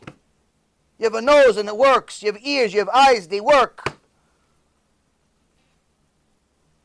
More Kadosh Baruch Hu. More Kadosh Baruch Hu. All of this, Rabotai, starts with recognizing that HaKadosh Baruch Hu is everything. As soon as you realize He's everything, you start fearing. You fear HaKadosh Baruch Hu. Why? Because He's in charge of everything. But the more you have, the more Yirat Shamayim you have, you start getting to know Hashem more. You start Hashem is involved in every part of your life. You start falling in love with HaKadosh Baruch Hu. You can't skip steps. You can't skip steps. It starts with the basics, and then you little by little go up and up. Bezrat Hashem, one day we'll go up. Bezrat Hashem, one day we're going to graduate. We're going to do something good in our life. But the reality is you have to start little by little. Little by little, you start with fear of HaKadosh Baruch Hu. More you have of HaKadosh Baruch Hu, the less you're going to need from this world. That's why you see the biggest tzaddikim in the world. You see the Rav Kanievsky. You see Rav Kaduri. You see his father, the Stipler Gaon. You see Baba Sali. All these big tzaddikim. You see their houses. You'd say maybe a homeless shelter looks better than this house. But you look at them, you look at their face, happiest people on earth. One time I saw a picture. My friend sent me a picture of Rav Kanievsky learning Torah. And now Rav Kanievsky, Baruch Hashem, you could get a lot of pictures of him learning Torah. But once in a while, you see Rav Kanievsky, he gets like chidush, and you see how his face lights up. You see his face, and it's like, that's happiness. You're not seeing any parties, any bells, any funny hats. No. You see happiness. I said, that's what happiness looks like. Why? He has HaKadosh Baruch Hu. Yes, that's his whole life. It's HaKadosh Baruch Hu. That's it. Now, what do you think? He got there by not being afraid of Hashem? You think he got there by breakdancing in the middle of the streets with his truck? Dun, Rabbi this, Rabbi that? No. He got it by learning Torah, doing mitzvot, adding more and more of Hashem into his life. The more you have a Kadosh Baruch Hu, the less you care about the house and the jingle bells over here and all the lights and what shade and what this. Who cares about that stuff? Because you realize it's all nothing. It's all nothing. Can you enjoy stuff? Sure, go enjoy it, no problem. But remember, the more you enjoy this world, the less room you're giving for HaKadosh Baruch Hu. Be'ezrat Hashem, this will give us a little needed lesson. Perhaps I needed it, you needed it, somebody needed it, because I said it, and Hashem gives me the words to say. This gives us a needed shiur of really what's important in life. Because all of us have had these questions, either today, yesterday, tomorrow. All of us have these questions. What's the point? What's the purpose? Why am I here? Why is it so tough? Why is it not tough? Why is it tougher for him? Why is it easier for him? Everybody looks at all types of things. It's reality. This is the answer of all answers. It's the purpose of life. Now, you can try it the hard way and keep chasing nothing.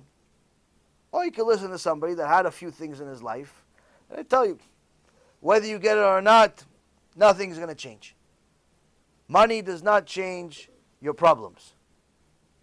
All it does is allows you to arrive to your problems with limo. That's it. The only thing that's going to change your life in a positive way is HaKadosh Baruch Hu. Only thing that's going to make you happy is HaKadosh Baruch Hu. Only thing that's going to give you a purpose is HaKadosh Baruch Hu. That's it. Everything else is a trap. Everything else is emptiness, like the atom. But it looks full. It looks complete. You can keep trying to chase it, but you're wasting time. Why? Why waste time? Learn as much as you possibly can. Add HaKadosh Baruch Hu to as many parts of your life as you possibly can imagine. And I promise you, you will be not only the person that's happier, but you'll be the person that everyone admires and everyone wants to be like. Because everyone is looking for what you already have. And that way you could be the biggest kiruf personality just by your existence. They see you and they want to be. They're going to ask you, how are you so happy? How do you, what are you, you don't have money for rent? How are you so happy? How come you don't have any anxiety? Say, I have HaKadosh Baruch Hu. When he wants to give me the money for rent, I'll have the money for rent. Until then, I have him in different ways. What's the question? Bezrat Hashem give us enough chizuk. By the way, there is no shiur on Sunday. No shiur on Sunday, meaning I'm not going to be here. But we're going to have a movie night. A movie night. We'll have a screening. We'll have a screening. We'll bring the whole projector, and now we'll screen a movie, Bezrat Hashem, on Sunday. So definitely come. Bring your friends. We'll show a cool movie that I think everyone's going to enjoy. And Bezrat Hashem, I will see you again next Tuesday in Aventura. Enjoy the rest of the week. Hopefully you guys enjoyed it as much as I did. Baruch Hashem, Baruch Adonai Le'olam. Amen ve'amen.